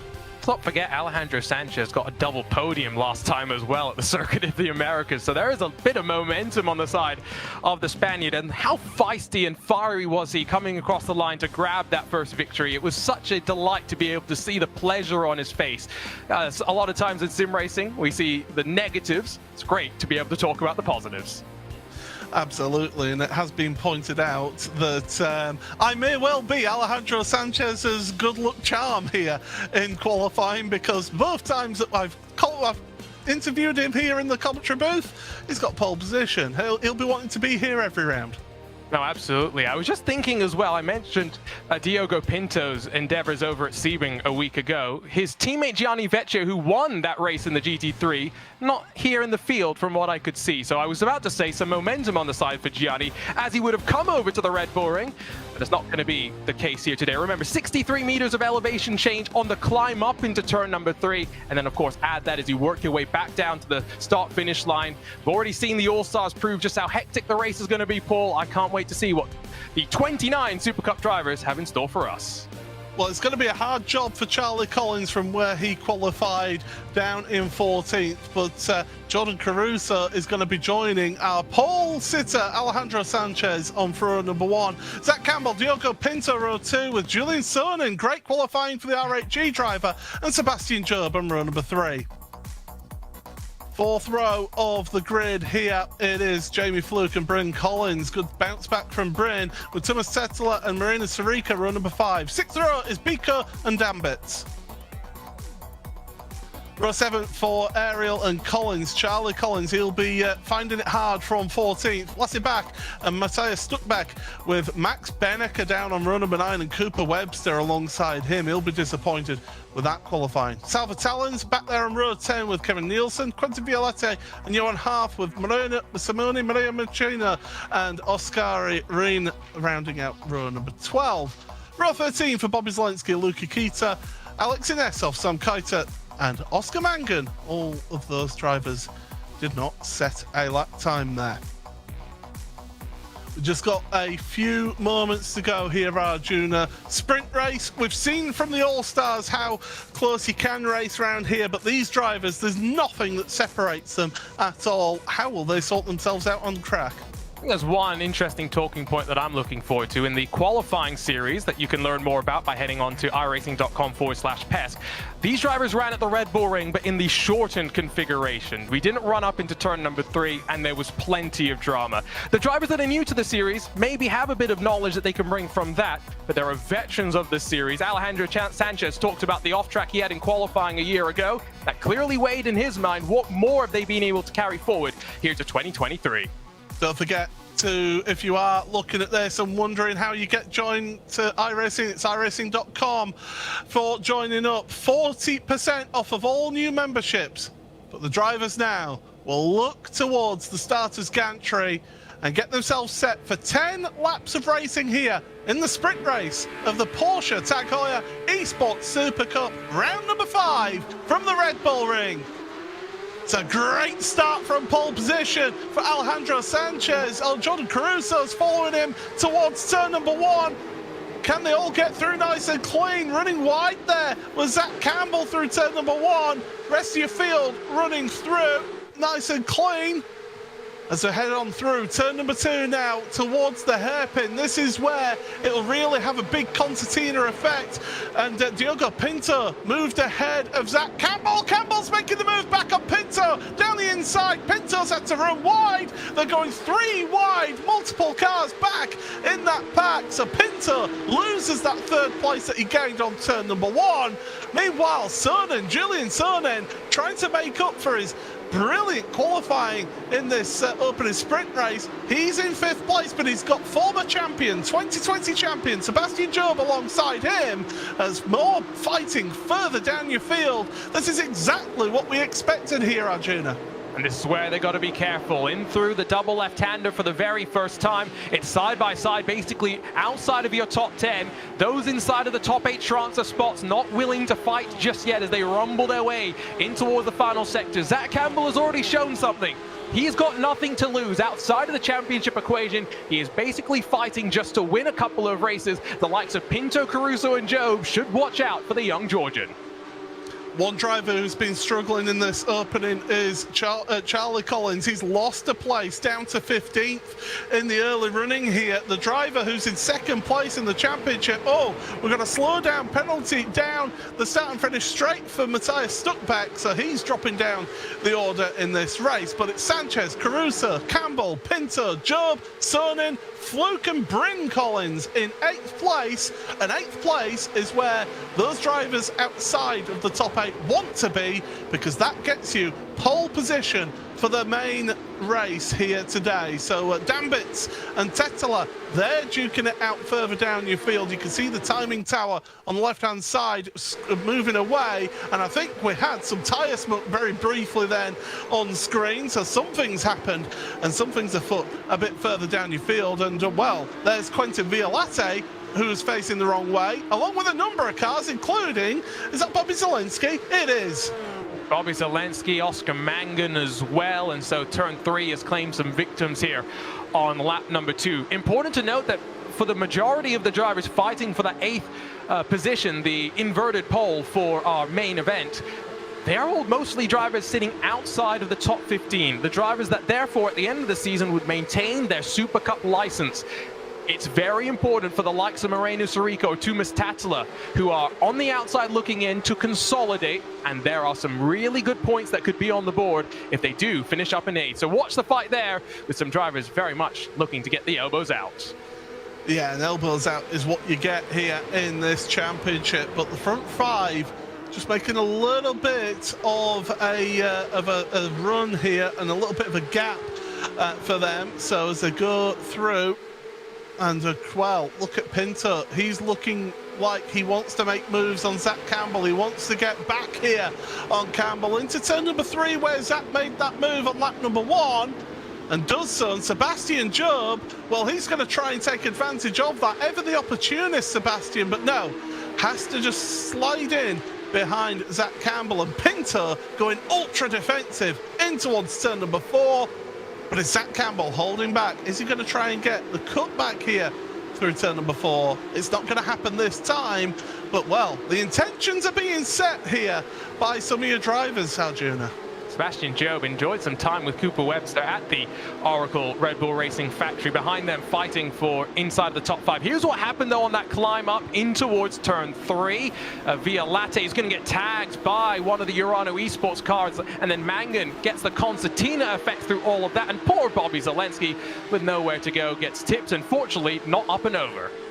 Yeah, that was the 33 of Alexei Nesov who got involved in that one, and that was the Urano car. Alessandro Bico in 10th place. He's got some intense battling happening behind him though, and one of them is Charlie Collins, your 2nd place in the championship, trying his best for that VRS Commander Esports outfit to move forward in this field. He's desperate to get to that top 8 positions because, well, Collins, he needs basically the most opportunities to score as good a points as possible for his championship.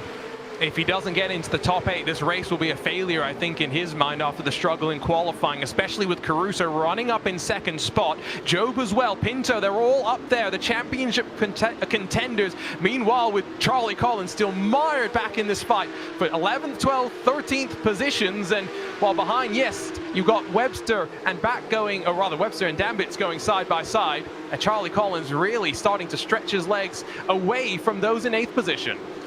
Yeah, Collins will want those two to be fighting so he can just gap out from Cooper Webster, but Webster makes his way through, and the Oracle Red Bull Racing Esports driver manages to get himself forward. We're on board with Salva Talens, who started towards the rear of the grid here, up to 17th place then in this race, and he's got Thomas Tetteler alongside him as they go through the right-hander there. Up over this rise once again, onto the brakes and into the right-hander at the penultimate corner. But up front, Sebastian Job is under pressure from Zach Campbell, and look at the front. Sanchez is weaving down the start-finish straight. He feels threatened by Jordan Caruso here. Caruso maybe has a little bit more speed underneath him, although I think he takes the off track at the exit of turn 1. That's worth maybe 2 or 3 tenths if you use it intentionally. Same thing can be said for the final corner. The bank of incident limits is real here today. Who is depositing, or rather who is withdrawing early, who is banking those incident limits for as late in the race as possible, coming towards the halfway mark this time by, let's not forget, the main race 20 laps in length. Tires maybe not such a factor here in the first race, although I have a feeling in the main race it will be a different story. We have got cars off towards the rear. Matthias Stuckbeck is dropping down the order. He's had issues out there, but you look at how relaxed Caruso looks, but he's got Pinto, Diogo Pinto, your reigning champion, right behind him. So all of a sudden Sanchez can just focus forward and not worry about the young Australian behind him, because the Portuguese champion from 2022 is putting pressure on Jordan Caruso, your championship leader. Don't forget, you are reaching towards the halfway point of this championship by the end of these 2 races.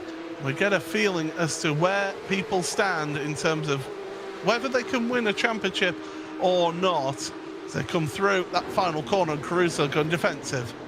Take a look again up at turn number 3 as it all checks up. Stokeback gets a bit of contact with his teammate in the Fire Simsport machine, and as a result of that slides his way through the grass and back out onto track in the number 92. He's one of a couple of drivers that have had slowdown penalties today, Thomas Tatteler being one of the other ones, and he was a driver fighting for a spot inside of the top 8 to be inverted to the very top of this start for the main race. He's down in 16th position now. It shows just how important it is to be pixel perfect. Oh, look towards the front of your field as well, because they're going to be neck and neck. You could see them just out of shot. There you go, Caruso side by side with Sanchez for the lead, and he goes and gets it. Jordan Caruso to the head of your field, your championship leader. He's never won a race at all, ever in the Porsche Tag Heuer Esports Supercup. Could today be his day? Well, he's got another 4 and a bit laps to go to find out, but I tell you one thing, Sanchez, Pinto, Job and even Zach Campbell will not make his life easy. No, I do get the sense, though, that Pinto and Job may not look to push the issue as much because they know they need to consolidate. Even if Caruso wins this race, that's fine. Pinto and Job have to finish. That is priority number 1. Again, though, just pushing the limits on the exit of the final corner, and Diogo Pinto with a great run up in towards turn number 1 will relieve the pressure on Sanchez by letting off of the throttle. But Sanchez, after that great run in qualifying, starting to come increasingly under fire. You know, it was all the way back in 2020 when Alejandro Sanchez last challenged or really put together a championship challenge.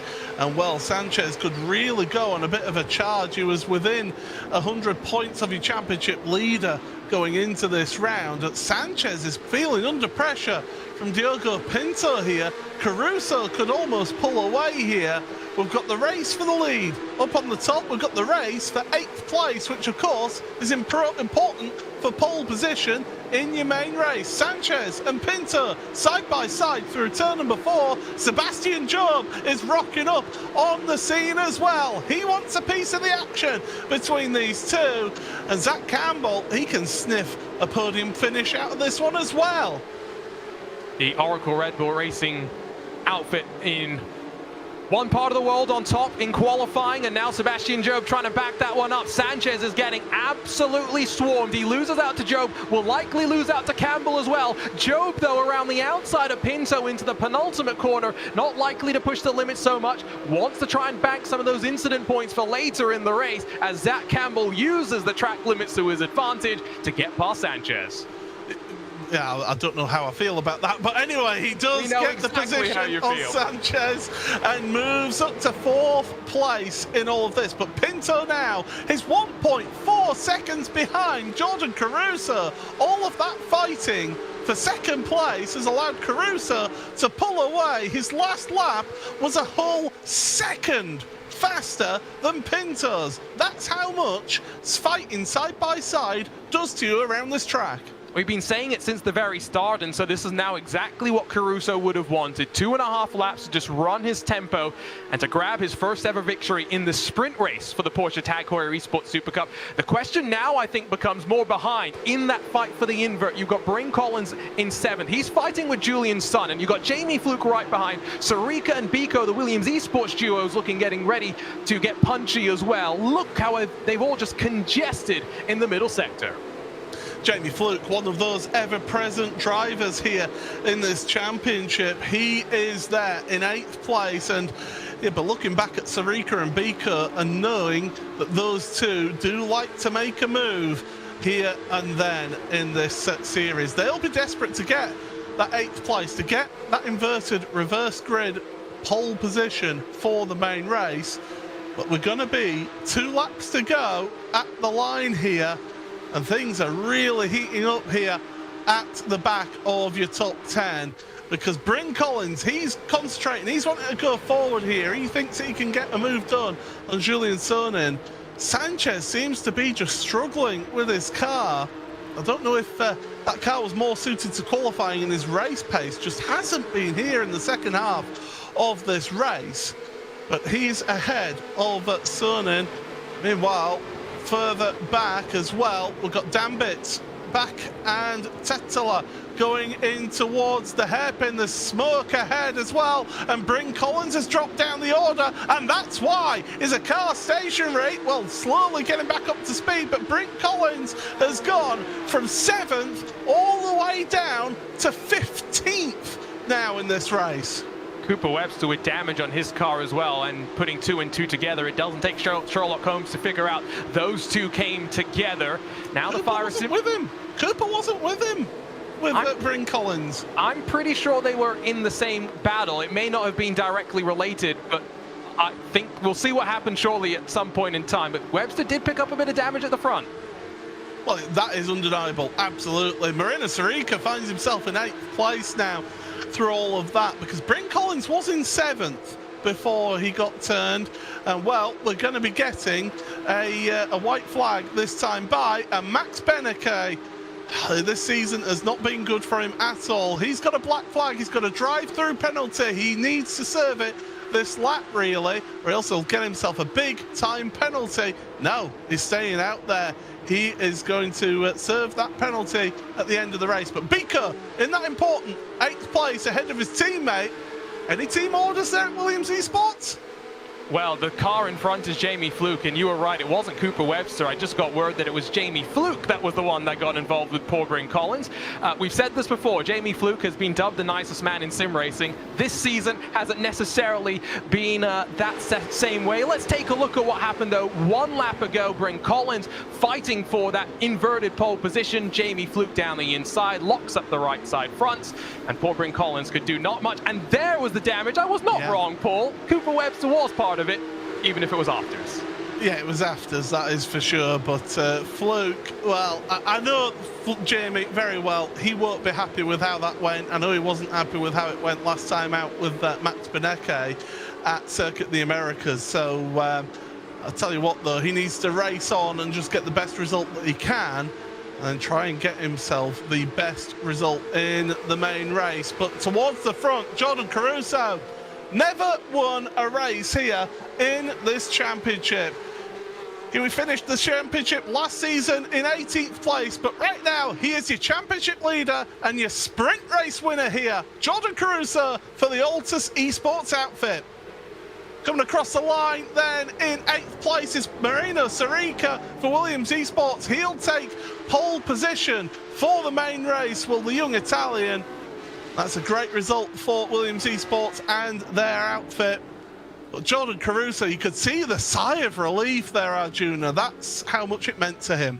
He knew the job wasn't done as well. There was no pump of the fist. There was no celebration. He's starting from 8th with 20 laps now on the board, but 1.1 seconds clear of Diogo Pinto. What a drive from Jordan Caruso.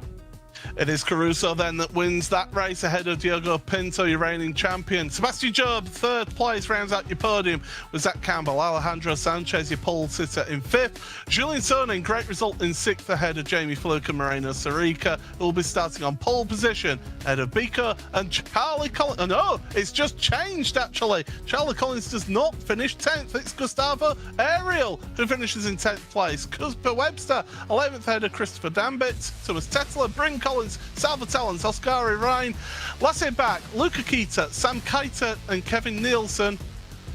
And then the final few on the screen as well. And Charlie Collins finishes 25th in the end ahead of Max Benecke. He must have had a drive-through penalty at the end, but we'll speak to your race winner from that sprint race. Arjuna Kankipati will take it over to Jordan Caruso. Jordan, another great job in qualifying, and then start goes quite well. You get to the lead, and behind you they fight, and you break away. How are you feeling right now? You're a winner in the Porsche Tag Heuer Esports Supercup. Yeah, no, thanks for that. Yeah, couldn't be happier. My qualifying lap, I knew that everyone was going to take it really cautious not to get an off track, so I was like, I just need to put together a clean lap. It wasn't perfect, but it was just clean enough to, and I mean, P2 was awesome, and then I saw Diogo had really good pace behind, and I didn't want to be vulnerable to him going into the hairpin, so I was like, all right, I've got to send it on Alejandro. So, focus on getting a really good run out of turn 1, got the move done at the hairpin, and then sort of luckily they battled. Diogo's pace was mega, so, it wasn't easy to the end. He was still putting me under pressure, but yeah, really happy to come away with the win. So it's what, 5:30-ish in the morning for you. We talk about it a lot. A lot of people don't understand, though, what it means for you living in Australia to be competing in this World Championship. Can you tell the viewers a little bit more about that? Yeah, I mean, I feel like the sleep you get the night before the race is like pretty important. Like when you go into it tired, it's a lot easier to make mistakes and you're just not on it. So last night I was like, got in bed by 8 o'clock. I was asleep by like 8:30 and then got up at 3:30 this morning. So it is tough and it kind of makes it hard to like manage anything else outside the series. Like when your priority is to be on the sleep schedule for PESC, it's like it's hard to sort of let anything else affect it. So it is tough in that sense, but I feel like I've been doing a pretty good job of managing it, trying to get to bed early, wake up early, get enough sleep. But yeah, it's not easy. Well, you did a good job of managing your bank of incident points as well. Let's hope it goes just as well in the main race. Congratulations, and we'll see you for 20 more laps in a few moments' time.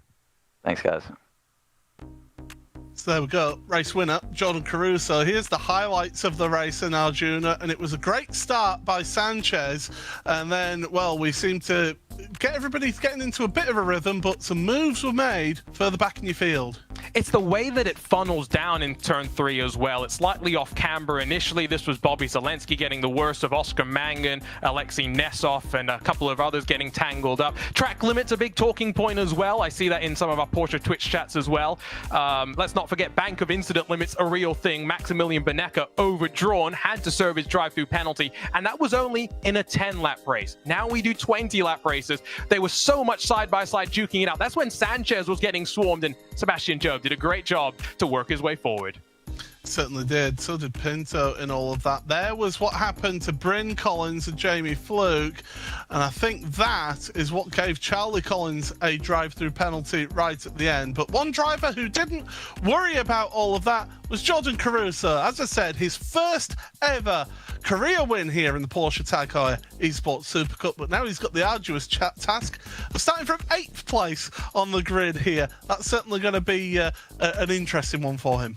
Absolutely, but don't forget, points are handed out starting in qualifying, so it's important to make sure you're as fast as you can be in every session that we have here in the Porsche Esports Supercup. Don't forget to learn more. You can head over to iracing.com/PESC, which is, of course, where you can learn more about the Contender Series and the qualifying series as well, because, Paul, we're getting closer and closer now to halfway through the year, and we're looking at the top 15 and who's going to hold their licenses. Yeah, absolutely. Jordan Caruso, the nice 43-point gap now over Charlie Collins, who had an absolute mare out there, did Charlie. In fact, didn't score a single point in that opening race of today. Pinto, 3rd place, 56 points behind with Sebastian Job, 76 points back.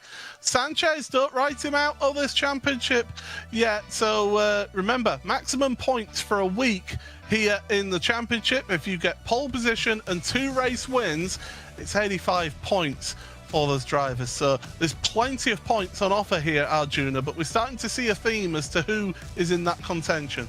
You make it sound so easy, 85 points, but we know the reality of going from 8th in the feature race to the front is very, very difficult. 85 points is unlikely, but Caruso is going to be very excited about how his championship has started off so far. Altus Esports coming in with not just one car this year. Simona Miramarceno also a winner. Oscar Mangan, our 2nd best rookie so far.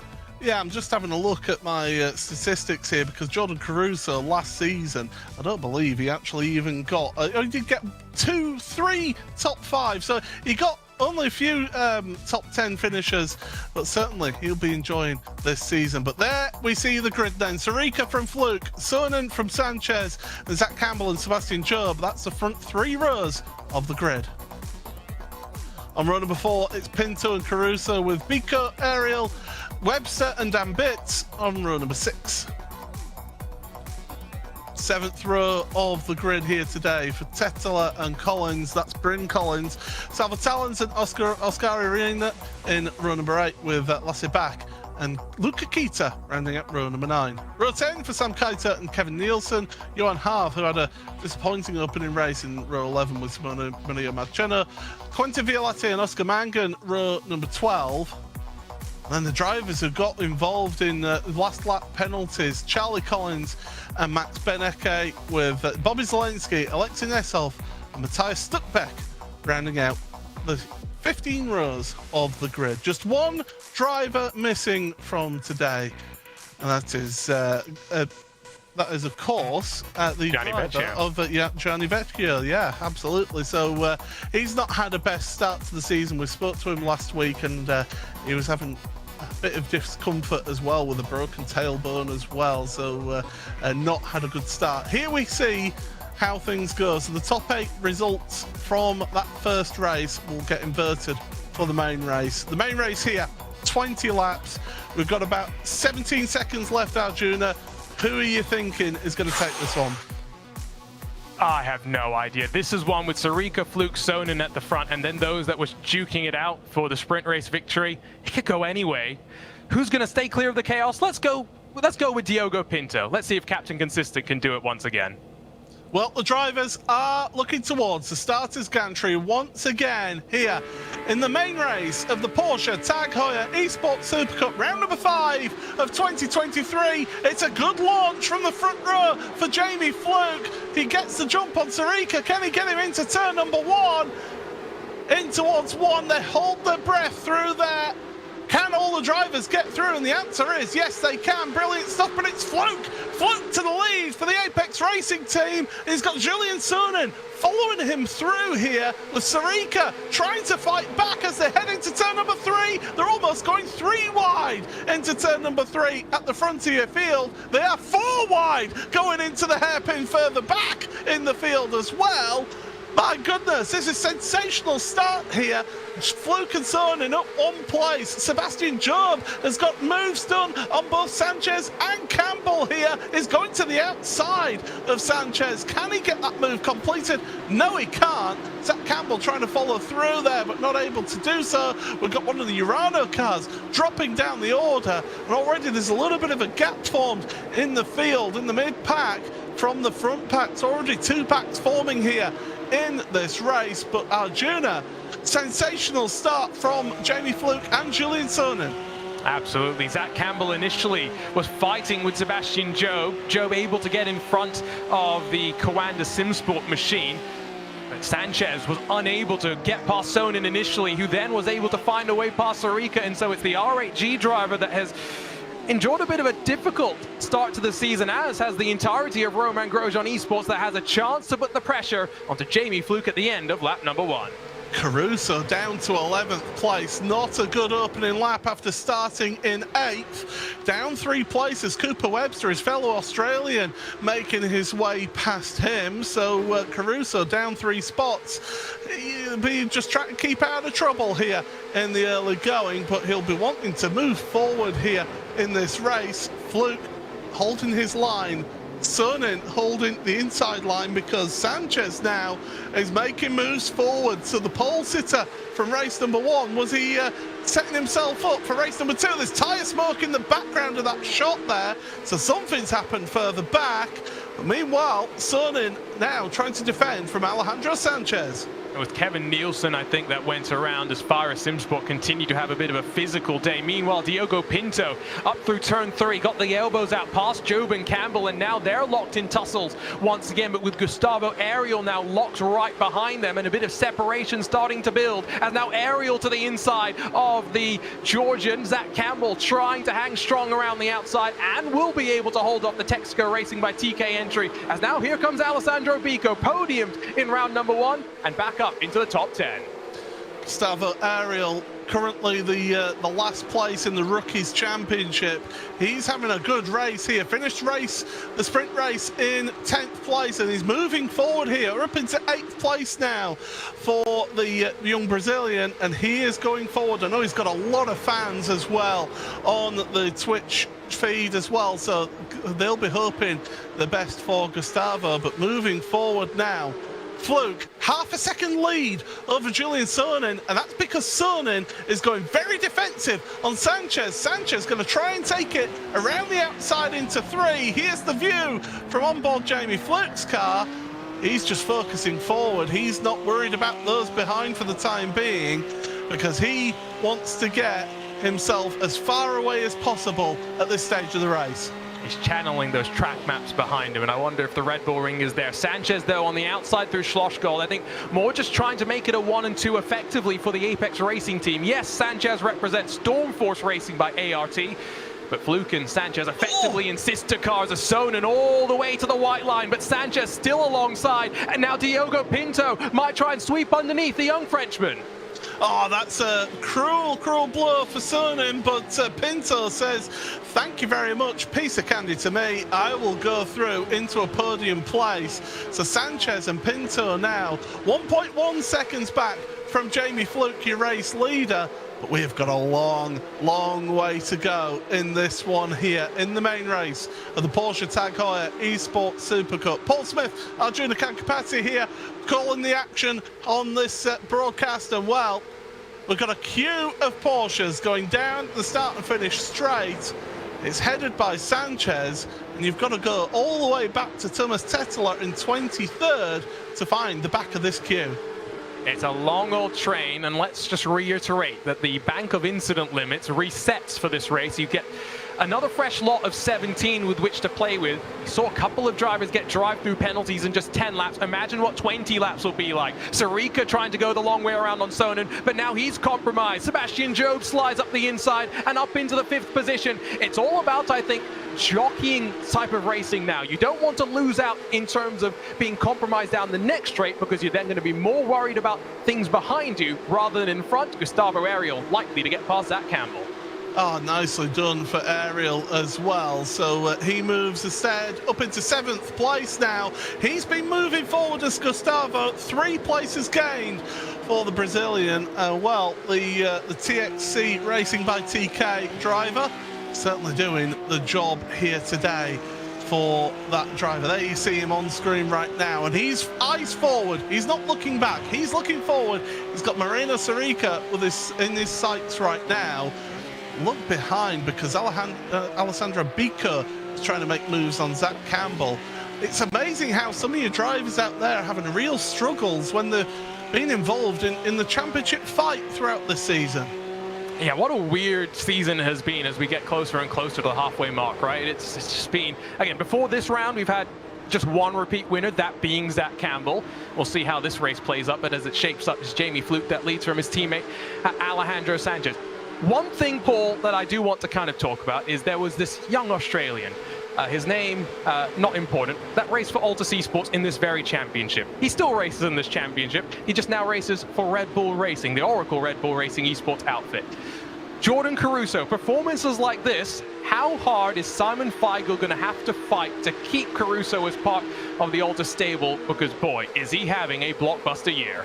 It is a real year for him, and right now, as you say, reaching that halfway point of the championship, he is losing points to Diogo Pinto, it must be said, because Pinto's up there in 3rd right now. Caruso, as I said, dropped 4 places down to 12th. We're looking at the race for 16th here as well, because you've got Marcheno in front of Half, who's in front of Alexei Nesov. Nesov, get this, has gained 10 places in the opening laps of this race. He's your biggest mover in this field. Alexei is on fire for Heuer Esports. What a tough qualifying it was for them as well, with all 3 of their cars failing to set times. But despite the fact that Nesov had a bit of a struggle on the opening couple of laps of that first race, they've been able to fight their way forward. In Urano, red and black team. If you thought about red and black in sim racing circles 5 years ago, there's only one name that springs to mind. That is Team Redline. But Urano over the last 12 to 18 months continue to just find more and more speed in all sorts of different machines, have built up a really strong driver lineup as well. And Alexei Nesov, Luka Kida, and Sam Koitot are bringing Heuer Esports, of course, the World Championship ranks. I think he just waved at us on the broadcast, so is he keeping an eye on what's going on here in this race? I mean, come on, Alexei, you've got enough to concentrate on the cars in front of you and around you. Meanwhile, Sanchez, he is having to do a defensive drive on Diogo Pinto right now, because Pinto, he's wanting to move forward. He wants to get ahead of Sanchez to take advantage of Caruso being further down in the field to help him with his championship. Looking for the overlap, not there yet. Sanchez in 2nd place, though, has been gaining on Jamie Fluke in front. The last lap was about a 10th and a half, 10th and 3/4 quicker than Fluke up front. So Sanchez does have some pace in that car. It's been great to see for Diogo Pinto as well that outside of Long Beach, where he was embroiled in all of the drama, he has continued to be captain consistent. And it was why, Paul, when you and I were commentating on Pinto last week in that Sebring 12 Hours here on iRacing, we were so surprised that he made some mistakes. It's been another one of those seasons with Pinto where he's just found that flow in the car. Doesn't necessarily force too many opportunities, is willing to take the moves as they come. But just like Caruso did in the previous 4 rounds of the championship, Pinto once again up in that top 5 consistently. And if Caruso is unable to crack the top 10 coming out of this round, the points advantage that Caruso will have enjoyed if he had been up inside of the top 5 will very much be diminished. Speaking of Caruso in the foreground of the shot there, he made a move then, did Jordan. He's trying to move forward in this field for 11th place. That was Christopher Dambitz that he was trying to move past. Meanwhile, into turn 4, your leaders, well, they are coming together because Sanchez has caught up to the back of Jamie Fluke. Lap 7 of this race. There's still plenty of time left in this race to go. Plenty of time for people to hit the instant limit. And I do believe we've already got one driver who has hit that instant limit. Thomas Tetteler has got himself a drive-through penalty.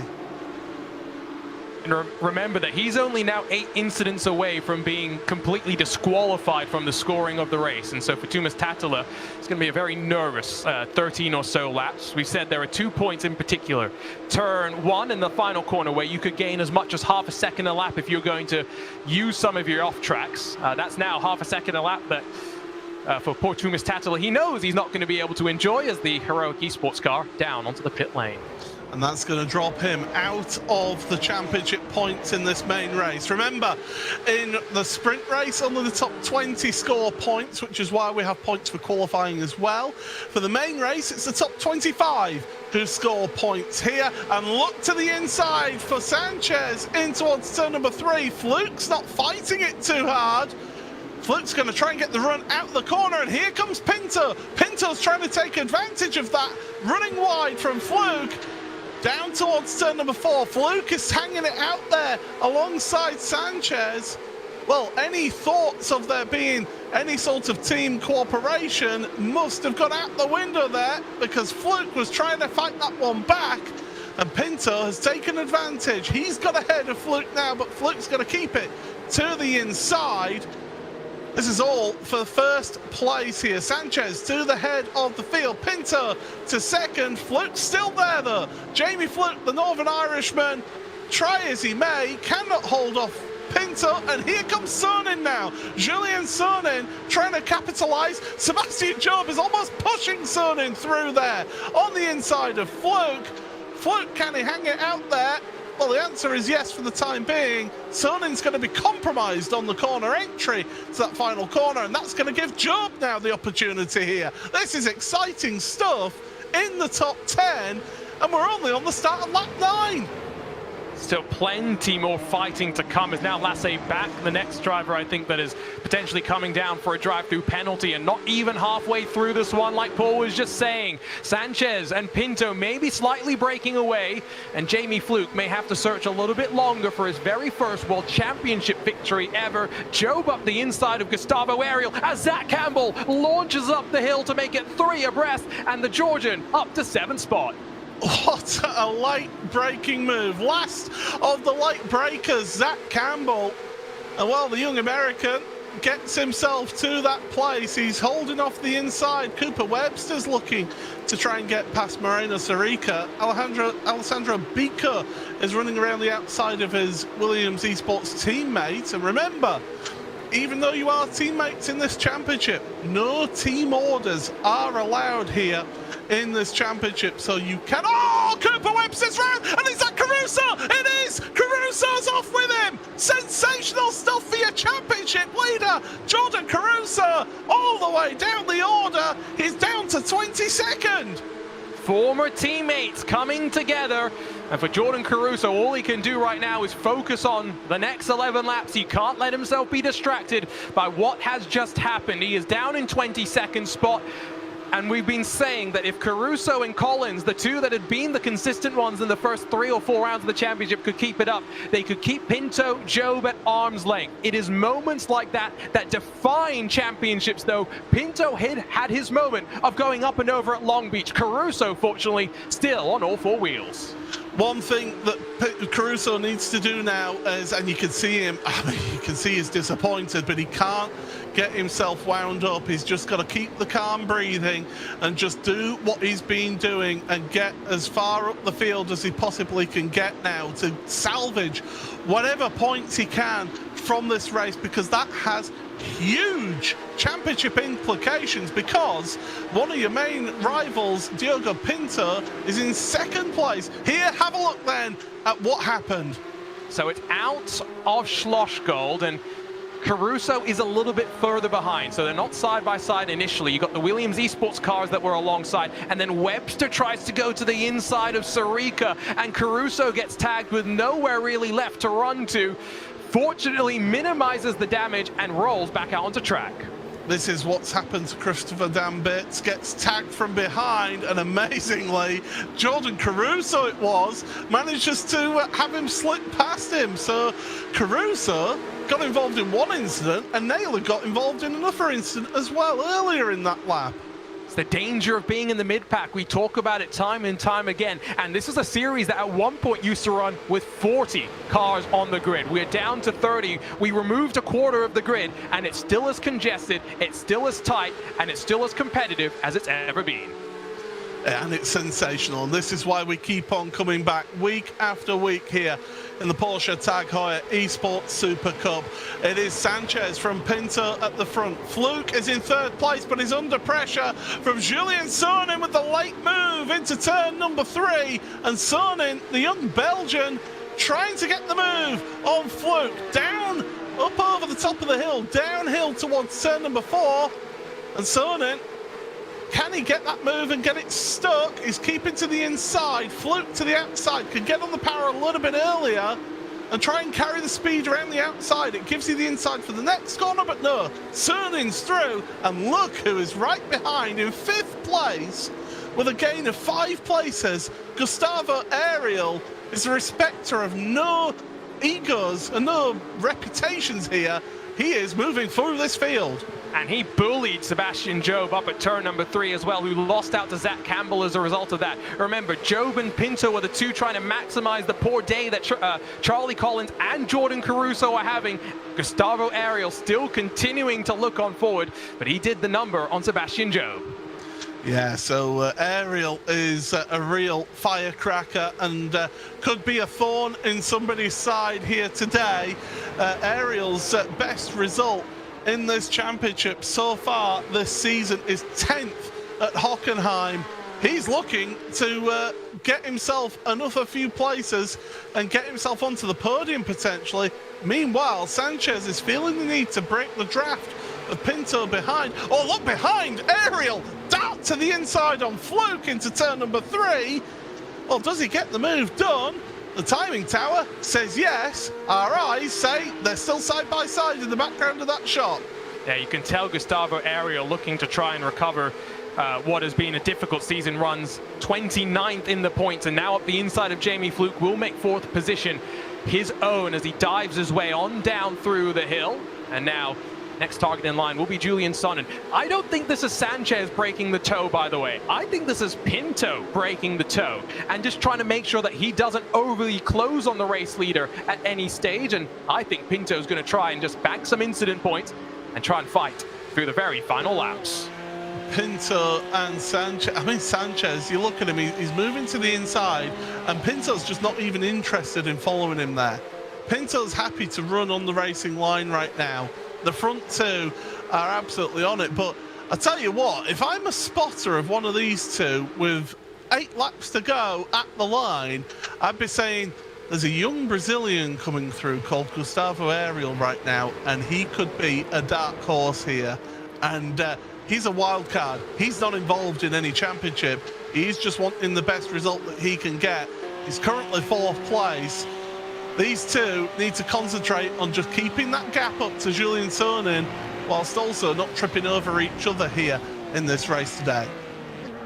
Into turn 3 they go again as we ride on board with the Portuguese driver. He's got his trophy sitting behind him as well. And this is the thing that always just, I don't think if it scares me, but it just always intrigues me how calm and steady they seem to be. Paul, you stream a little bit of your racing. I do a bit of it as well. I get pretty frenetic and frantic. I'm more like Quirk, if for those that remember the noises that we had to hear on the Porsche All-Stars broadcast. I'm definitely not like this. I haven't raced for a little while now, I must admit. It's I've been taking a bit of a back seat as my racing compared to my broadcasting here, but Pinto and Sanchez, just the absolute focus from both of them. And Pinto, now is basically Sanchez by moving off of the racing line and Pinto holding his line. Is that Pinto sort of playing a little bit of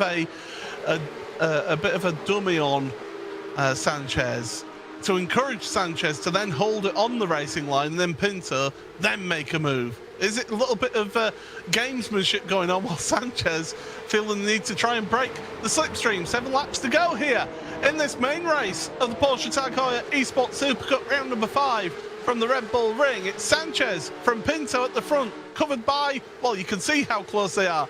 Then Julian Sonin a second back from those two in 3rd place, and he's got Gustavo Ariel on his best day yet in the championship. 4th place for him. Fluke is in 5th, and so Sebastian Job gives a little hard shoulder to Alessandro Bico in 8th place. Job didn't want to lose that 7th, as we've got drama further down your field as well. Simone Mania Marcheno has taken a tour back to pit road. He is done for today. He joins Lasse back in being, I think, done for the day as well, as they continue to just rumble at the front, not really pushing things too much as Diogo Pinto.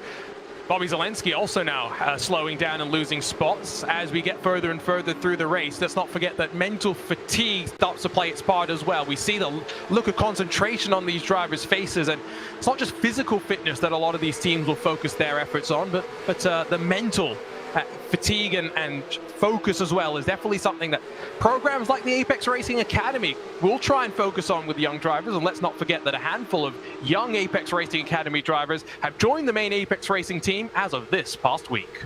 Yeah, they've been signing quite a few of those drivers to the main team. Here's what happened a little bit further back. So Marcheno around the outside, and it was a spin for one of your Urano cars, and Marcheno, I think, picked up damage in that one and had to take a tour back onto pit road. So his day is done, and yeah, that was Luca Kita who was involved in that one. Well, the race for the lead has closed right up at the front of your field. Sanchez and Pinto, they've been together all along, but Sonin has really closed up. I think he's picked up the pace because Gustavo Ariel on that last lap, I do believe, set the fastest lap of this race. Diogo Pinto up the inside to the race lead, and it's all starting to kick up. Julian Sonnen really has brought the pace up, Paul, and you're right. There is now a 4-horse race for the lead as Pinto up the inside. It's the 4 horsemen of Pesk right now. It is Sanchez and Pinto. Sanchez wrenches that place back from Pinto. Julian Sonin, he senses a potential good result here today. He can potentially get himself a 2nd place. He's looking to the inside of Pinto. Not going to be there yet, though, for the young Belgian. Well, his best result, 11th place is the best for Sonin, but, well, Arjuna, you're going to be talking to one of your drivers who unfortunately is no longer in this race. Yeah, unfortunately talking too early to Simone Mira Marcheno. Simone, talk us through what happened. Hello, good evening everyone. Nothing to say, but I got like 3 times 4X, and unfortunately this is a track you cannot allow to get 4X. Slight touches, unfortunately gave me 4Xs and it's done. I got a DQ for exceeded X. They're still continuing to fight for the race lead as well, but Simone, you've had a pretty decent first half of the season. You're up there in terms of the best rookies. What are you going to be looking forward to in a week's time at Watkins Glen? Definitely working harder on the quali, and let's see, hope for no X's anymore, no 4X's, because Watkins will be another analog race to this in terms of difficulty, so let's see what it brings. We'll let you go, Simone. Thanks for joining us and sharing your insight with the broadcast. But look at this fight as we come to 4 to go. Job is now in front of Jamie Fluke, although they're still side by side behind as they come into the final sector. It's 5 cars for the lead. Sanchez, Pinto, Sonin, Ariel, Zach Campbell has now joined in this fight. Jamie Fluke's just hanging on ahead of Sebastian Job in the background of that shot as well. He's in 6th place ahead of Job, the Oracle Red Bull Esports driver. And well, across the line they go. There's going to be 4 laps to go. Bico's made a move on Job. Job's on the grass. Oh my goodness, Bico has now got Sarika through on Job. They're going to go 4 wide in towards turn number 1. Somebody please have the foresight to back out that one. Yes, Job did, and around the outside, who is that? It's the recovering Charlie Collins, one of your championship contenders. He's made a sensational move around the outside into 8th place. That's 17 places gained. Charlie Collins doing the opposite of Sebastian Job, who saw his championship chances and decided to back out. Charlie Collins sent it around the outside and keeps himself within 30 points of Jordan Caruso. That is the live championship situation as they all play itself out, but let's be honest, still no idea if that's what it's going to be like at the checkered flag. They're fighting at the very front, they're fighting all over the Red Bull Ring.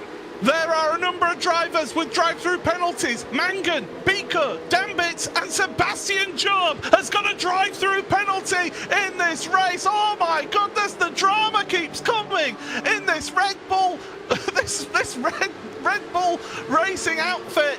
And well, Job seems to either go hot and cold here this season. It either goes really well for him or it's an absolute nightmare. Meanwhile, Alejandro Sanchez loses the lead to Pinto, but he comes back into the final corner. Pinto has to let them by. There's contact between the two of them, and it's Sanchez to the front, but Ariel to the lead. Gustavo Ariel, my goodness, the rookie driver. Could he get a win here? The young Brazilian. My goodness, this is sensational stuff. Sanchez falls to second place then, but he's got Julian Sonin and he's got Zach Campbell along with him as well. This is incredible racing here in the Porsche Tag Heuer Esports Super Cup. They're 3 wide up the hill through 3, and Ariel will hold on for now as it's Sonnen this time that finds himself run all the way off the track. My days, this is intense. How many incident points do these drivers still have left? How physical then can they really afford to be? We're about to find out, because Pinto with the lunge to the inside of Sonnen, Ariel clear for the lead as it's Noah's Ark behind. I tell you what, right now I'm calling it. This is one of the most exciting rounds of the Porsche Tag Heuer Esports Super Cup there has ever been. Jamie Fluke to the inside of Sonin. He takes advantage of that place and moves up to 5th place. Could Fluke be a dark horse of moving through? Ariel's running away at the front. He has had so much pace as Gustavo in this race. Going back to the Contender Series, Gustavo Ariel finished 5th in the sprint, 6th in the feature. He knows what it takes to be quick around here and has shown up with a rocket ship, driven his way to the front, and Paul has got 2 laps with the best drivers in the whole of sim racing behind him, trying to deprive him of a first World Championship win. Let's just take quick stock of this then. It is Gustavo Ariel who leads this race, the young Brazilian, by 0.6 of a second over Alejandro Sanchez, who, don't forget, set pole position for the sprint race here in this event. He was the fastest driver on a single lap. Zach Campbell, great drive from him. 3rd place right now ahead of Diogo Pinto. There goes the move for Julian Sonin on Charlie Collins. Collins is doing a sensational recovery drive after finishing way down the order in the sprint race. He's up to 7th place now, is Collins. Wow, where do you look? It's drama, excitement, chaos everywhere. But my goodness, Gustavo Ariel now 7/10 clear. He's just got to hold it on the racetrack now. Jordan Caruso, through all of this, is back up to 13th spot. Charlie Collins back up to 7th spot. 2 drivers at the front of the championship coming into this one that have fought their way back to still have a margin. Yes, the gap has come back. Caruso not so far separated from the likes of Diogo Pinto. Alejandro Sanchez, with the form that he's shown in the last couple of weeks, into the equation as well. Boy, second half of the season is going to be feisty. Well, bring on the second half of the championship is what I say. This is the final lap then of this sensational, dramatic, incredible race. Pinto's moved back to 3rd place in this race, made the move on Zach Campbell. I think Campbell may be running a little bit close on the instant points because he didn't seem to fight it that much with Pinto. Pinto's looking forward to Sanchez, but I don't think he'll get there right now. But in towards turn number 3, how nervous will Gustavo Ariel be right now? You touched on it. He was a rocket around this track here in the Contender Series. He is somebody who could potentially be looking at his first ever win in the championship. Remember, he got a top 10 in round number 1 at the main race. It looked like it was going to be a good start to the season, but after that, outside of the top 10 in every single race, but he has not let his head dip, has still shown some turns of speed, and what a drive here in the Styrian Mountains. And he's not had it all his own way here in this race. He has had to fight forward from 10th place on the grid. He's taken advantage of other people's mistakes here.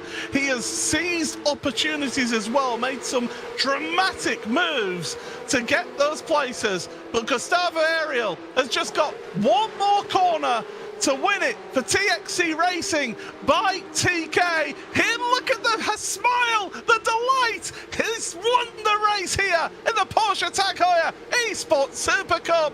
Gustavo Ariel, you are a main race winner. The racing may not be real, but the emotions are. Look at what it meant to Gustavo Ariel, who has poured his heart and soul into this championship and is now an iRacing World Championship winner. Well, let's take a look then at how he got that lead in this race. Sensational stuff then. So it was Pinto and Sanchez. They were busy squabbling over first place themselves. Sanchez was going ultra defensive. Pinto decided, you know what? I'm going to go to the inside of the penultimate corner. Sanchez went, okay, I'll go to the inside of the final corner. Down the inside, they trip over each other, make contact, and look who's there to take advantage. Gustavo Ariel. He is a race winner in the Porsche Tag Heuer Esports Supercup. And I said it in the commentary and I'll say it again. That is the most exciting, sensational, incredible, dramatic race I have ever seen here in this championship. And I've been here for them all. Brilliant stuff here, as we will very shortly take you to the Buzz post-race show, but he had to work for that win in this race. But Ariel, brilliant stuff, a tip of the flat cap from me for that one. But yeah, that is how Gustavo Ariel did get that race win in the end. That's brilliant stuff. It was so well read as well. He could see it coming. He, I think, knew that Diogo Pinto was going to try something, and he expected the drama to come. Look at the shove that Zach Campbell and Sanchez had between them as well, all the way through the double left-hander. What a smile Gustavo Ariel must have had once he realized that fighting was letting him run away. Yeah, and he just walked away as well at the front. What a drive from the young Brazilian, but what a race. I mean, you could basically watch the whole of that race, and it is the Buzz post-race show right now. You could watch the whole of that race as a highlights package. Good luck to our editors behind the scenes who are going to try and give us some highlights there. But it is Gustavo Ariel, the young Brazilian, the rookie, gets his first ever main race win here in the Porsche Tag Heuer Esports Supercup, ahead of Sanchez, Pinto, Campbell, Fluke, Sonnen, Charlie Collins important for 7th, Talon's half, and then Sarika rounding out your top 10. Keita, Reiner, Jordan Caruso, championship leader, 13th in the end ahead of Cooper Webster. Max Benecke, 15th ahead of Bobby Zelensky. Nessov, Bryn Collins, Stuckbeck, Nielsen rounds out your top 20. And then the rest of them, Biko, Violate, Sebastian Job in 23rd place in the end. He will be gutted about that, with Tetela and Mangan the last of your point scorers. Speaking of the points, well, here's the live things as we stand. 31 points separate Caruso and Charlie Collins at the front. 1 point back from those two, though, is Diogo Pinto. He is right in there to defend his championship. Alejandro Sanchez, with the form he's been on, is really caught up in all of this. But, well, let's take it over to your race winner and Arjuna Kankapati. Gustavo, we saw the smile on your face. We saw the emotions. How much does this mean to be a race winner in the Porsche Tag Heuer Esports Supercup? Well, to be honest, it's a great pleasure to be here competing. At the beginning of the season, I was struggling a lot with the quali because it's a different technique to warm up the tires. So I was struggling because I was starting from P20, P18. Now it's P12, but I lost 2 tenths. So yeah, I think with myself, I think I'm not ready to join the Super Cup. But I started to train myself, and I did good times on the practice. I learned a bit more with the warm up of the tire. So now I'm really, really grateful with that race. I can't imagine. I'm the first Brazilian to win on PESC, so we won 2 races on the contenders. Now we won on the PESC, so it's a good way to go with my rookie year. Let's see if I can maintain the license until the end of the championship. It will be a challenge, but I'm ready for this. I'm really, really grateful for all the Brazilian guys on the chat, the Tony Canan support my career and something. And yeah, and no words. You led me into my next question, which is that you are the only Brazilian driver in the series this year, but you're representing a name like Tony Canan. What does that mean to you? We saw your supporters in the chat as well. Everyone was here hoping to see success for you. Well, it's quite a great opportunity, of course. I started to work with Tony like 2 years ago, and he supported my real life career because I won the Brazilian car championship. I race in Formula V's and something, so he's helping me to get back on my real world career. So it's another great opportunity to work with him. He's very experienced. We don't need to talk about his results on the real racing. It's a legend, you know. So it's a great pleasure and a big honor to be part of the DXC Racing by Tony Canan. And I want to say a big thank you to all the sponsorships, Logitech, HB, I'm really, really grateful. I want to say a big thank you to my girlfriend too, because she's supporting me every day to training, and she's working at home and working at the outside. So yeah, it's a great pleasure to be here again and to win my first PESC race, and I think it will be good for my future on sim racing and on the real racing, of course. No words to say. I want to say a big thank you to everyone, and vamos! Congratulations. Go off and enjoy this, and go watch TK in his race in the Brazilian stock cars this weekend as well. We'll move on over to the second step of the podium, though, because Alejandro Sanchez continues his rich vein of form that he seems to have found. Pole position in qualifying again, top 5 in the sprint race, and a podium in the feature. Alejandro, how are you feeling heading out of the Styrian Mountains? Very happy. I got the most points out of anyone in this race as well, so really happy with that. Trying to close the gap to Caruso, but he's like super far away from me.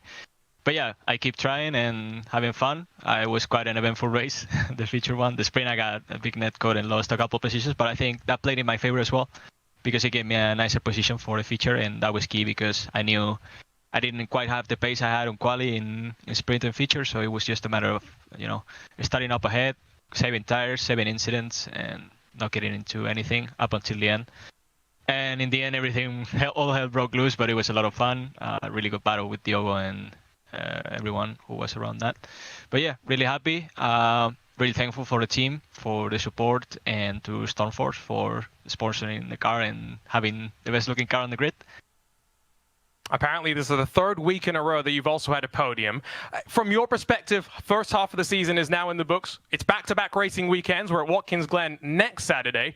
What are we going to expect there? Because I feel like that's going to be more of an oval-style race. Do you really want to know what you can expect?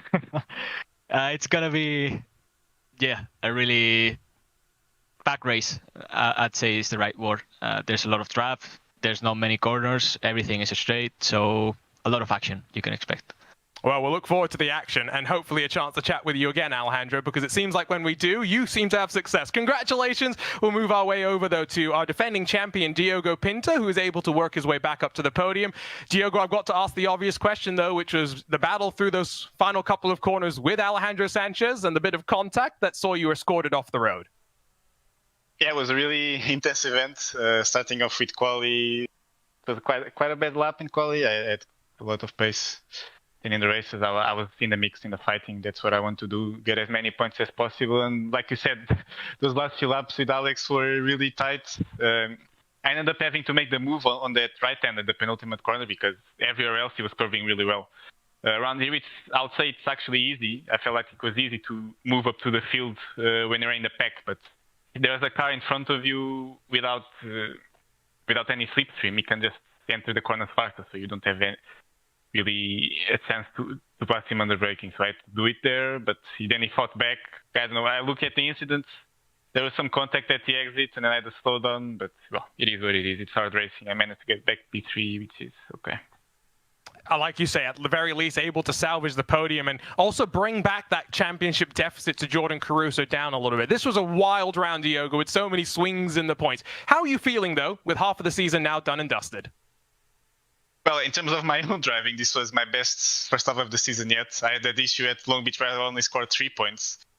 So looking back at it, it's frustrating because keeping the result side in the other races, but the position I was going before I shunted at Long Beach, I would have been with a very comfortable gap now in the lead. But like you said, things swing very quickly. I think the gap is like 29 points, 28 points to Caruso. So a lot can happen. My best tracks are coming up, so I'll keep pushing. Well, thanks for joining us, Diogo. Congratulations on the fight back and looking forward to seeing you in the second half of the season as, Paul, we get set to go over to Watkins Glen. Yeah, no race for the wicked, is it? Because just next week we will head on over to upstate New York and Watkins Glen International for what will be, as we heard, a slipstream fest. It's basically going to be absolutely flat out on the old cut layout. So no bus stop chicane for all those drivers. You're not heading down the boot. It is just fast and frenetic for them. But Arjuna, what a round of championship we had here today. Absolutely. It was April 1st, and so maybe people were expecting there to be some sort of joke when it came to the racing. But boy, we went to the Red Bull Ring, and were we treated to maybe, like you say, the best race that we've seen across of the Porsche Tag Heuer Esports Supercup.